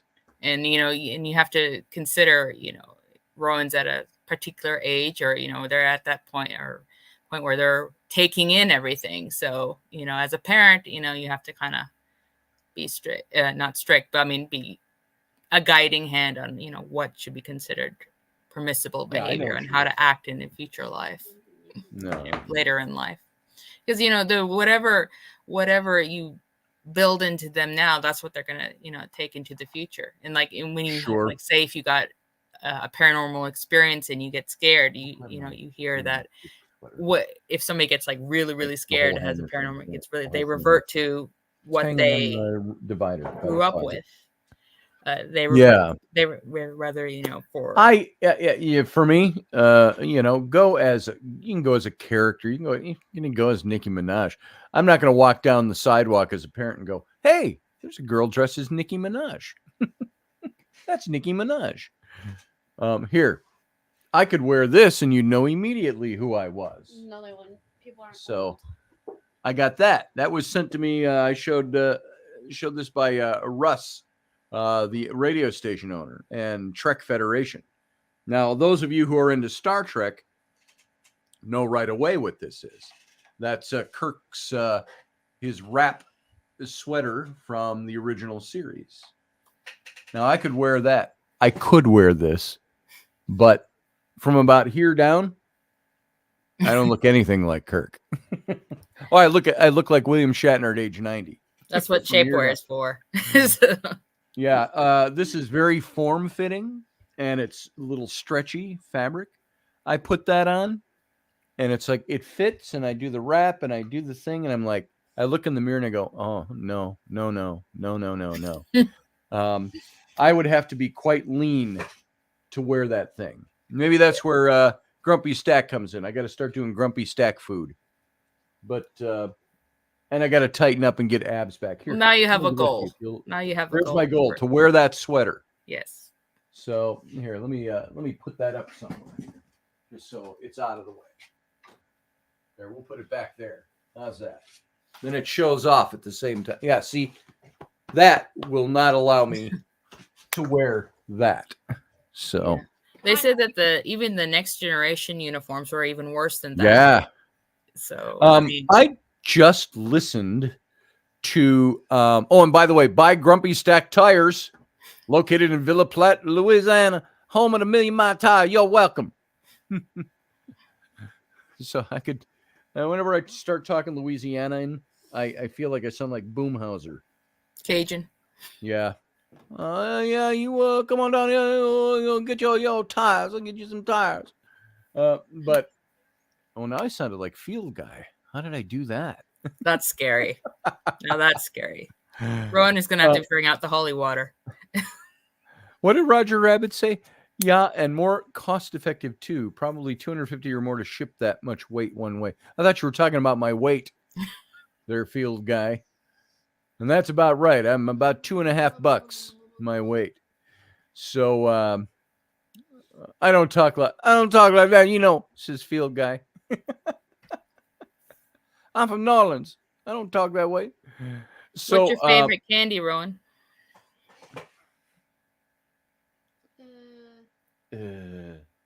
Chinese. Yeah.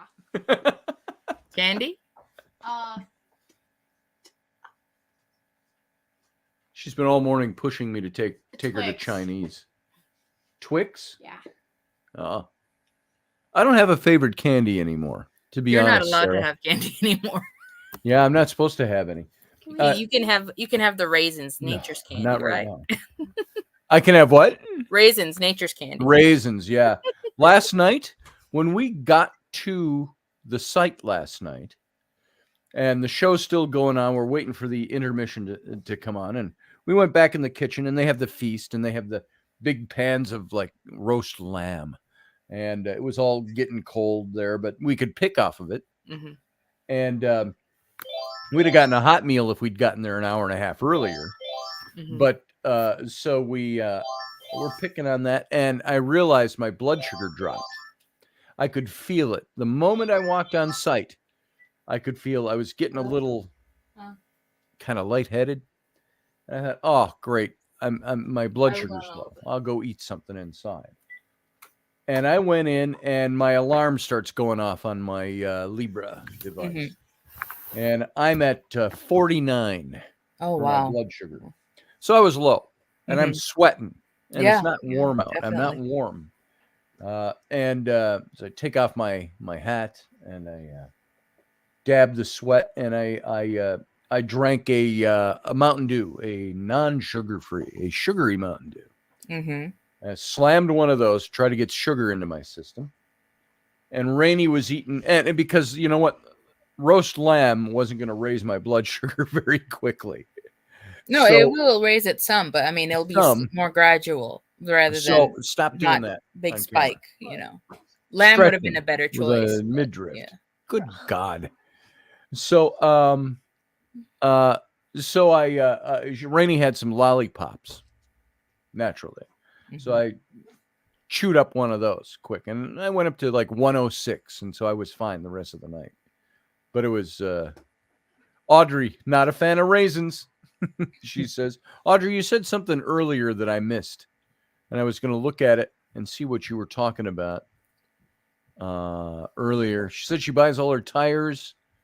Oh, that was about me. So we'll leave that alone. Thank you for saying that, by the way, Audrey. But I mean, yeah, especially for, you know, people with your condition and your type, you know, right. If you know you're going to be walking all night and stuff, you have to, you know, make sure you compensate, eat a little more meals, and you know, that way, because you don't want to get in a situation where that happens and you're in the middle of the woods, you know, can't get anywhere you live. And I don't have anything in my pocket. I don't have you always have to keep or anything in my pocket. That's about the only time I eat candy anymore.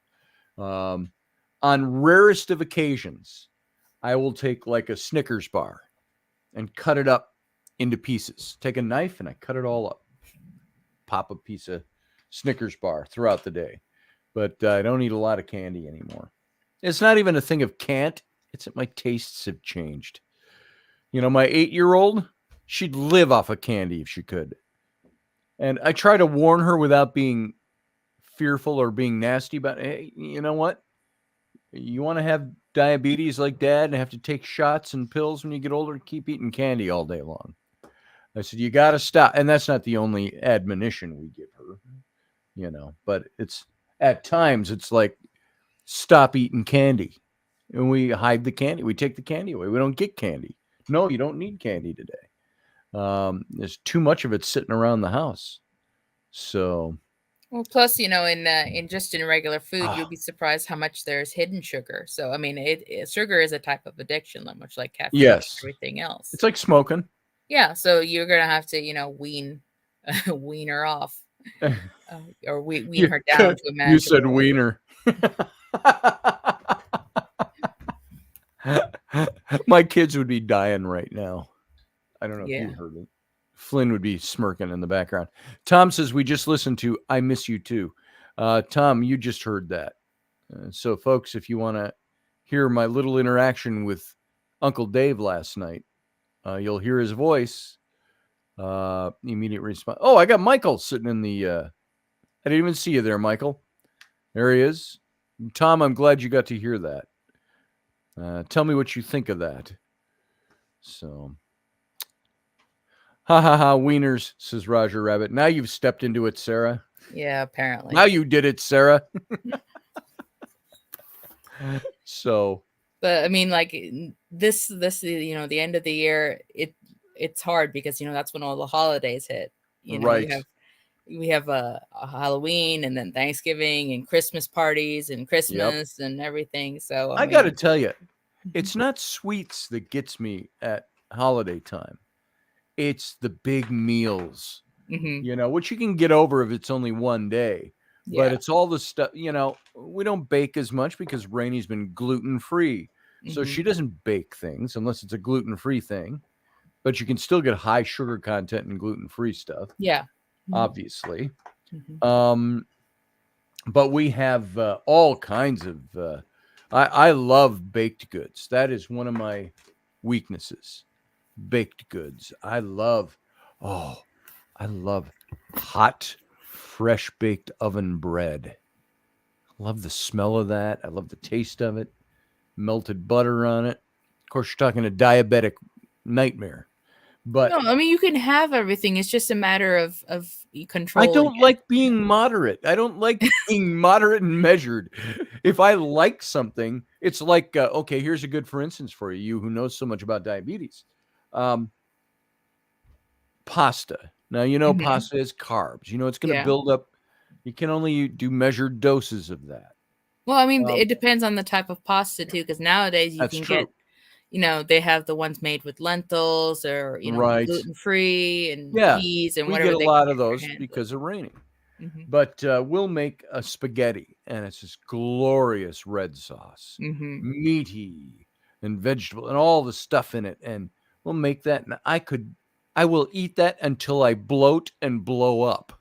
It's not like, oh, I had my little bowl and that was sure good. Can't wait till next time. I binge that stuff. When we make that, and if the taste is good, I'm like, oh my God, I need to eat a vat of that. That's part of my problem. I will binge on something good that I like. Yeah. I like chicken and white sauce. Not your healthy white sauce. I'm talking your thick, creamy Alfredo, pour it on type of white sauce with rice. I love that taste. Sticky rice, white sauce, chicken. Well, I mean, you can have it, but then you just have to compensate for it. Right. You have to take a lot more medicine just to cover it. I have to take more chemicals. It's more math. So if you don't want to do the math, a certain amount that you have to take so much, and then if you want to do if it's worth the extra math, then go for it. Yeah. And I'll do that. There's sometimes I'll do that. It tastes like more, says Goddess Justice. That's it. Tastes like more. What's it taste like? Tastes like more. Fill up my bowl. And so anyway, I'm going to start working toward wrapping up this show this morning. Michael, you haven't said anything yet. Oh, I can't hear you. That's why. Your mic's not working. I've got no sound coming from you. Maybe you've been talking this whole time. I don't hear you, brother. Anita Palmer says, I start the day. He's muted. Now you're muted, it says. Can you hear me now? There you are. Yeah, there you go. I plugged my mic in. I set up a new laptop. Oh, all right. Bigger screen and everything, and I was kind of wanting to pop on and see how it worked. Is the professor here? There's Professor Bauer. Uh-oh. Yeah. I just said it's time to start wrapping up the show. Who shows up? Yeah. Professor Bauer. He likes a little pumpkin pie with his whipped cream. Yeah, exactly. Start calling him PB, like peanut butter. There it is. Yeah. There it is. Yeah, because I asked Roger how the little girl was doing, because she had a really bad seizure. They've had a rough couple of days with Kinsey. Yeah. Yeah, I saw that on Facebook, and I thought. He said, I told her someone said wieners, and she also appreciated the humor and was laughing on her way out. Oh, that's good. Oh, that was the nurse. Mm-hmm. He said the nurse was doing a check and looked at me funny because he was laughing about wieners. There it is. Wieners. Wieners are always funny. What's the there's a piece of skin on your elbow. It's called what's that called, Ro? Funny bone. No, it's the skin. It's like, it's not the word wiener, but it's like It's a word just like that. It sounds like you're saying wiener. I can't think of what it is. If my kids were here, they'd laughingly tell me what it was. Weenus. Weenus. That's it. Oh, you're such a weenus. Ro said to Flynn, or Flynn said to Ro once. I go, hey, no talking like that around here. What, Dad? The weenus, that's the skin on your elbow. And I go, yeah, well, I know where you're going with that. It's your intent, not the definition. Right. So, yeah, let them have fun. We're only killing time till we die. that's right. To a certain degree. Yeah. That's it. I still don't like the fact that my daughter wants to go as Nicki Minaj for Halloween. It's like, no, I don't think so. Lock her in her room till she gets 35. Yeah, there it is. Yeah. Flat beginning start of the upper back arm, says Professor Bauer. Oh, Professor, you got a minute or two if you want to call in. Yeah. You can do that. You can join us for a couple of minutes. I need to get you up earlier on Sunday mornings. So no. Me and the professor both have that thing on Sunday mornings where we sleep in. Because my phone went off and I thought, oh, what time is it? And I was like, it's like 11 o'clock. I'm like, holy hell. Yeah. Then when I pulled it up on my phone. Well, Sundays are supposed to be the day of rest, right? So. Supposed to be. Or Saturday. Saturday is actually the Sabbath. Yeah. You want to think of it that way. The sixth day of the week. Or the seventh day of the week. I slept in yesterday. Yeah. I think I woke up at my usual like 4:30, 5 o'clock in the morning. Got up, walked around, said I'm not getting up yet. Laid back down, woke up at like 9:30. I'm like, holy crap, nobody woke me up. So that was yesterday. Roger, I just want to ask you, if it's not too sensitive, how are things going with Kinsey? Is this, obviously, if there was no treatment, it would be life-threatening. What kind of situation is she in right now? How's that all going? You said it's super scary and rough, but she's coming back. That's good. It's a waiting game, he said. Yeah. That's rough. More power to you, more love to you guys. Yeah. I don't know how I'd handle that. They say you rise to situations. I would not be good in that kind of situation. Yeah, it must have been really scary when, Rowan was going, whatever she was going through on Wednesday. Everybody here was everybody. Yeah. And thank you, everybody. If I didn't say that out loud, because I wasn't here on Friday for a show. Yeah. So, that was Wednesday night that Rowan was in. And I didn't think it was anything real serious, but you wanted to be sure. Yeah. There's the professor. PB, like peanut butter. That's right. Hey, it looks like he's still in his pajamas. At least I get up and put a shirt on. You know what I'm saying? I don't come around with his pajamas. He's got a shirt underneath, This is my robe that I typically put on as soon as I roll out. Dude, this morning. I was thinking Hugh, but yeah, he got that Hugh Hefner. I got that. I should put that on. In the morning. Yeah. One of these days. You do it for Halloween. When I have a six-pack again. Wear it on Halloween. Yeah, that'd be scary. I think what I do on Halloween, I just hike the thing up over my fat belly, and to show my fat belly, and Kirk a few years out. Kirk on a binger, So there you go. So what is it? And there was what is it? Below Deck or something? There's a cartoon like that somewhere like that. Roger said it was the worst seizure for Kinsey in 9 years. I thought we were going to lose her. I carried her seizing, but otherwise lifeless body into the ER, like in the movies. That's scary. Yeah. I couldn't imagine that happening to one of my kids. It's just not. It's outside my desire to ever have to experience. Yeah. So, thoughts and love and prayers with you guys.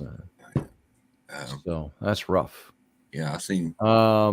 He said things got real when 20 plus people rushed into her triage room, and they asked us to leave and brought the chaplain to us.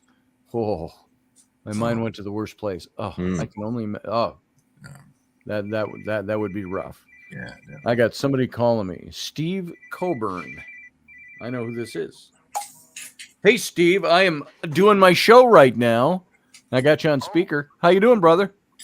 Oh my God, I didn't know you were doing your show, Scotty. I Just called you for something completely different. What's the topic of discussion? We've been talking about last night, some experiences picking up Uncle Dave on the Spirit Box, experiences at the old Renaissance, the Minnesota Renaissance Festival site, and everything that's connected to that, parenting and all of that. So just say good morning to everybody. Why don't I give you a call back when I'm off of here in about 10 minutes? I'll give you a shout. Good morning, and that's interesting, Scotty. It is. Must have been a net connection because I was calling about some parenting things. Oh, interesting. Well, let's talk. Well, my question was about like the abuse of authority using the Bible as parenting. And doing what as parenting? The Bible? Using the Bible. Oh, as abuse of authority. Abuse of authority is parenting. And yes, Sarah. Input on that. Sarah just said, "Yeah, you know what? I've experienced that with. I will say this unabashedly. She can sue me if she likes. My ex-wife was brilliant at that, using the Bible that she didn't live by, but was abusive especially to my son Sam. And parents will do that. They'll use the Bible to abuse their kids into doing something. You've opened up a whole can of worms. I could do a whole show on that. And we could talk about that. You do that Monday. Yeah, well, if you get a chance, Scotty, call me back later. I don't want to take up too much, but yeah, if you guys want to expand on that, that would be great. I'm listening in live now. Well, fantastic. Well, thanks for being a surprise guest. Thank you, Scotty. All right, Steve. I'll talk to you soon. Bye-bye. That was Steve Colburn, and we went out to lunch about 5 years ago, I think. It was the last I saw you face to face, brother.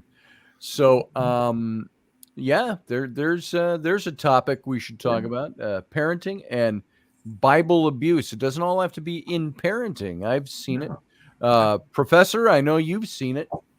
Those are some of the things that turned us away from some of the circles that we used to be in, as people who would use the Bible to. They were very abusive about their. I don't even know what to call it. The way they want you to act. Well, isn't that the case with all belief systems? There's some underlying structure of the way in which the family, the culture, the society is supposed to function. I remember, the line of "spare the rod, screw the child," or something along those lines.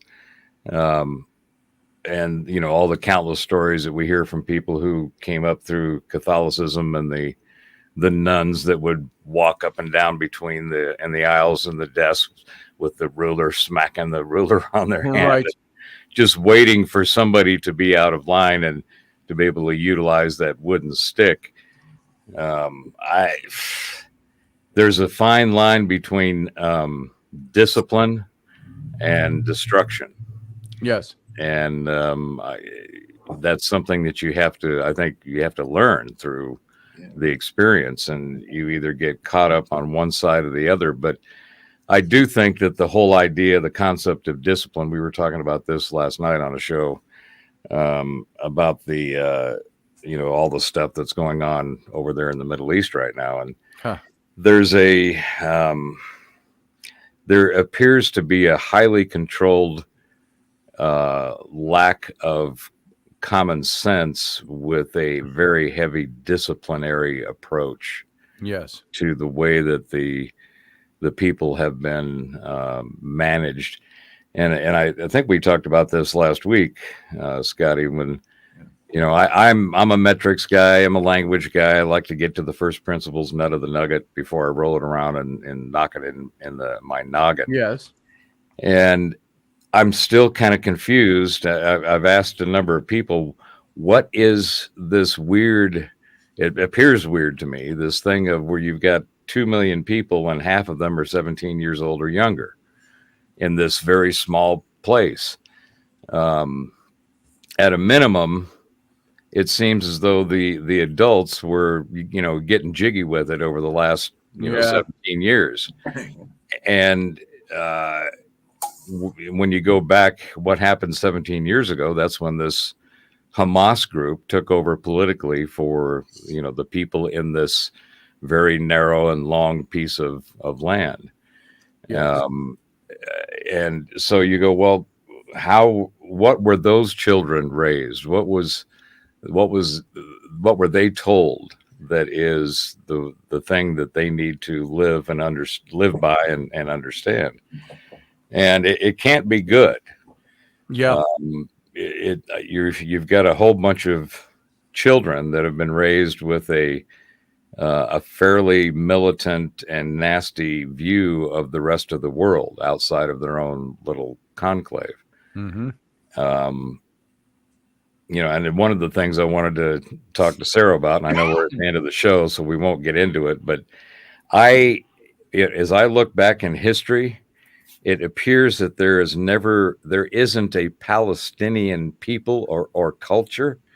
Palestine was a region, not a culture like the Hebrews or the Arabs. They are Arabs, but it appears that this Palestinian moniker has been assigned to people who are essentially Arab gypsies, and they really historically haven't had a cultural focus, or they're not genetically a particular group other than Arabs, and they seem to be to cause enough problems to where all the other Arab countries keep kicking them out, which is very similar to what the Hebrews. They're really not Jews; they're Hebrews.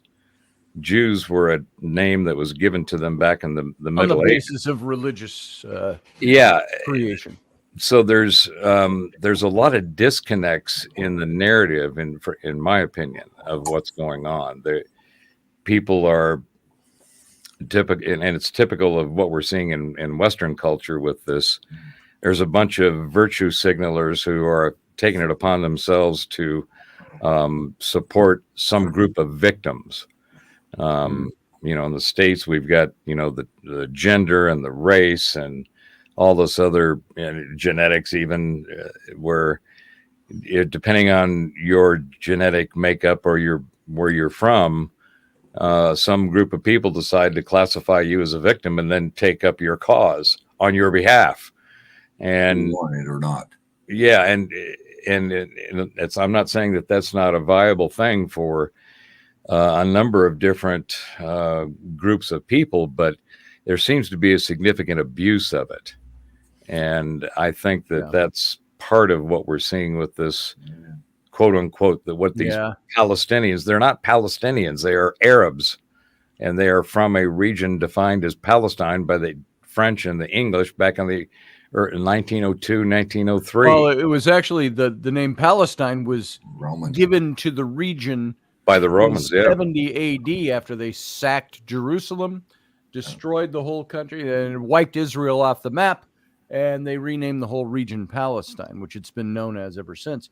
But there's like I've said, there's never been a cohesive doesn't even need to be put in. There's never been a government there. There's never been a country reestablished.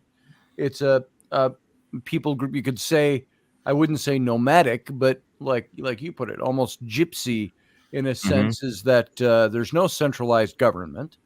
There's no, somebody asked, and they weren't being flippant. It was Jeremy Hansen said, what good thing have Palestinians done to contribute to the world other than just living their lives? Well, contribute to themselves. Or to themselves. What's the gross national product of Palestine? What's the currency of Palestine? What's that? And none of that is said to be cruel or mean or racial or anything other than to say there's been no centralized government ever in Palestine. And they're wanting what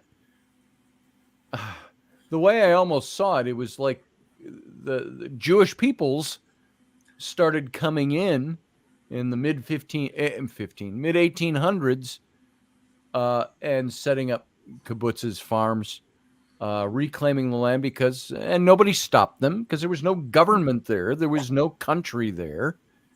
They just came in and started resettling. And of course, we know all about Balfour Declaration. We know all about the early 1900s, World War I, partitioning, British mandate, all of this, and how it eventually became. How did the British claim it?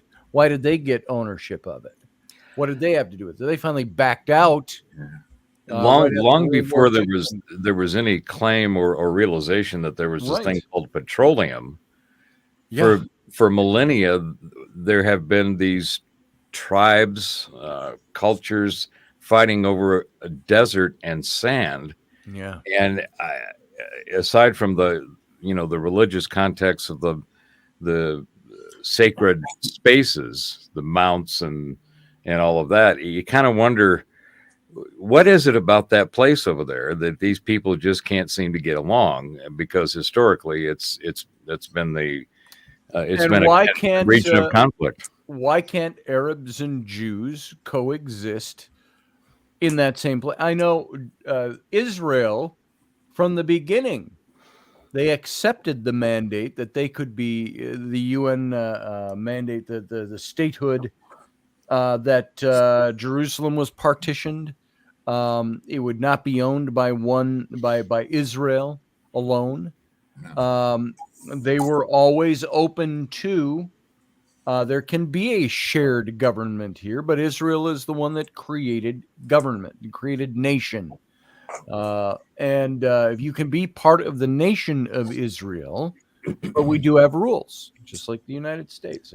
And now we're 2 generations out from the inception of that. So it's no longer, it's like we say with the Native Americans here.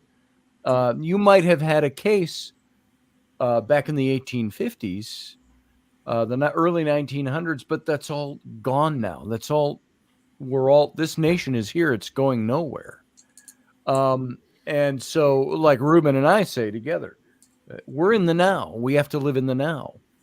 And I think what the Palestinians, the way I view it, is they voted in a terroristic organization to operate for them and represent them in Hamas. Hezbollah, whose charter from 88 or 89 still contains the line that Israel must be, and the people of Israel must be eliminated. That's it. I've quoted the charter. I did that 5-6 years ago with Rocky and John. They say, in their charter, Hamas states that they stand for the annihilation of Israel and all Jews in Israel and worldwide. And that's what be an organization that should be respected and given equal when in your charter is the annihilation of a people group worldwide. And it was Golda Meir that famously quipped, "You can't talk peace with someone who wants to kill you." That's right. Right. So I think one of the things that we could see potentially out of this, and last night we did a scale of 1 to 10 of, is this a war or is it a skirmish conflict? Will this lead to a World War III? Will the Ukraine war finish before the resolution of this skirmish or vice versa? I think you're finding a lot of those countries even now do not want to get involved. And you've got countries like the United States and others that are looking at Lebanon and saying, you do not want to start this. Yeah. And they're starting to hold off a bit. I think there's a possibility that, oddly enough, Saudi Arabia, MBS, could potentially take custodial responsibility for the Gaza Strip. I think so. And it be a part of these Abraham Accords that have been only suspended. They have not been cut off, according to the reports. But how awesome would it be if anybody's seen any video of Dubai? What the Saudis have done with all of their petroleum money is essentially create, it's not world class, it is the class of the world society and infrastructure. These cities are just state of the art, and they've got the money. And I think that if there would be some kind of coalition with Egypt and even get Qatar in there and a few others, even though Qatar seems to be one of the primary sources of funding for these folks that don't have a lot of positive things to add to the conversation. And of course, the Saudis and Israel have come to some agreements recently, and some think that this was partially why Hamas decided to, the way they were. But I think that if MBS, who seems to be a progressive conservative and in loose terms, but with the way that they have been able to rebuild or to build their society and the infrastructure they've been able to build, I think once this group is gotten rid of, and I think that it also includes these mullahs and ayatollahs and so forth that are running Iran, because Iran is another perfect example. If you get rid of it both Hamas, bring back the Shah. Oh yeah. Well, both Hamas and Iran, if you look at them, there's a very small group of ideologically intent people running those countries, and they don't seem to have the understanding or at least the support of the people. So in Iran, if you looked at Iran back in the 70s, it looked like Philadelphia. I mean, it was so westernized. It did. And the people there. Look at old pictures of Iran from the late 60s and into the 70s. Yeah. And so like Philadelphia. The discos, it was stated, it was world. It looked, and the people, the actual population seems to be, very much pro-Western. So if you got rid of these ideologues at the top of these groups, there could be actual progress and peace. And those are the ones that are usually pushing these agendas. It's not usually the people. No. I understand that there is a certain plight that the Palestinian people feel. I don't know all of their issues. I don't know exactly what the people themselves. Well, you know what the people want? The people want to live and be happy and live in peace. I don't think the people are pushing for the people in general. I don't think they're pushing for the destruction of Jews, the annihilation of Jews. I don't think they care about that. I think they care about living peaceably with their neighbors and having their businesses. It's not their families. The world we live in the 21st century is very much different than the 20th century. Sarah, what are your thoughts on all that stuff I just rambled on? Mind you, I've got to be gone 10 minutes ago already. So, Sarah, I don't want to cut you out. I want you to give you a few minutes to respond to this. Maybe we'll pick this up tomorrow night. Oh, I think she's on a call. I was going to tell you, Professor. I seen a really good interview last night from Eric Prince, the guy who did Blackwater, and he's doing some other things now. And he said, it's talking about in Africa or whatever. And he said, said all these other people come in and build infrastructure, because these people want clean water. They don't want to have to carry their ass 40 miles to get wood to heat, to heat up supper. Sure. He said, and the Chinese and the Russians come in and build infrastructure. And they said, well, why don't the United States do more in Africa? We come in and drop off a bunch of people about gender study or whatever. It's like, let's cater to this 1% of 1% of 1% of, that you might have in a small tribe of 8 people. And to wonder why we don't have any support. These people are bringing something positive, clean drinking water, better infrastructure. And what does our administration drop in? A gender study expert. Mm-hmm. And they're like, what the fuck is this and what do we need it for? There it is. But, when the United States gets off track, the rest of the world goes into chaos. It does. If you're going to be the big kid with the big stick in the room that keeps peace, you can't have a bunch of idiots. Better have your shit together. Pretty much. You know what I'm saying? And right now we don't. No. We got an incompetent puppet that is in bed with written by ideal controlled by ideologues that want their ideology put forward. They're so compact rather than what is good in their little echo chamber bubble that they have no reality of what's. That's like when something happened and he comes out and he says, "Oh, they got ice cream back here. Who gives a shit about ice cream, dude? The world is falling apart." I listen to that. I brush that stuff out pretty easily. It's more. I look at policy. I look at the people who are making policy. It ain't him. Yeah. And well, all of them are really, really removed. They really are, and it's really bad. But like I said, when the United States is not got their shit together, the rest of the world burns. Because I've seen another thing. Russians got in that they're in bed with the North Koreans right now. Yep. And Rocket Man wants to play on a world stage. What better to get his hat in the ring than to invade Ukraine? From what would that be? It's like everybody. Why doesn't everybody just worry about their own countries instead of expanding territory and controlling everybody else? It's because of what it brings into them financially. We're gonna have to cut it off there because I gotta go. I'm almost 15 minutes overtime, and my family is rebelling. And so we've been here for 2 hours. Thank you for bringing that all up, Professor. Try to plan on being here tomorrow night, and I'll try to plan on being here too.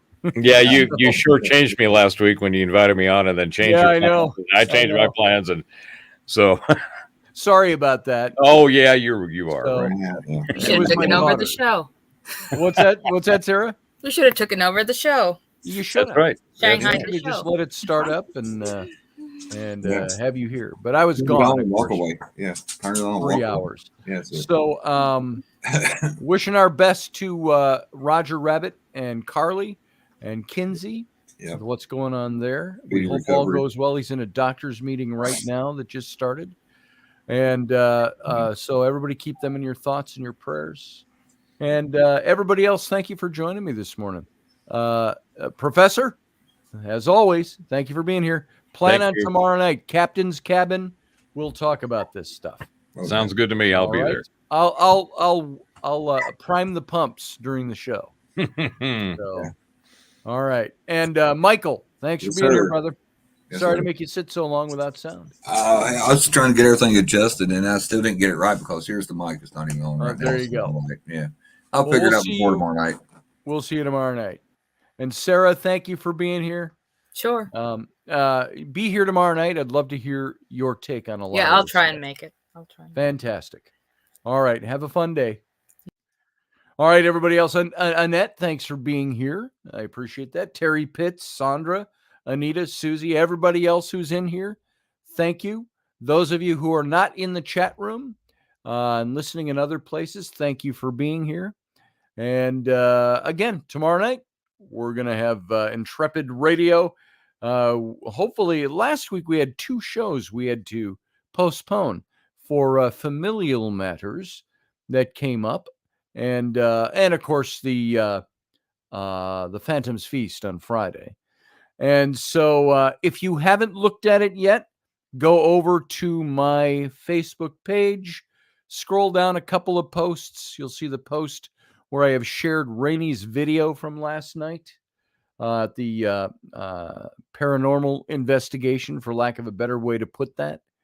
And go to the 12-minute mark, and you'll see an exchange I had with, I believe, Uncle Dave.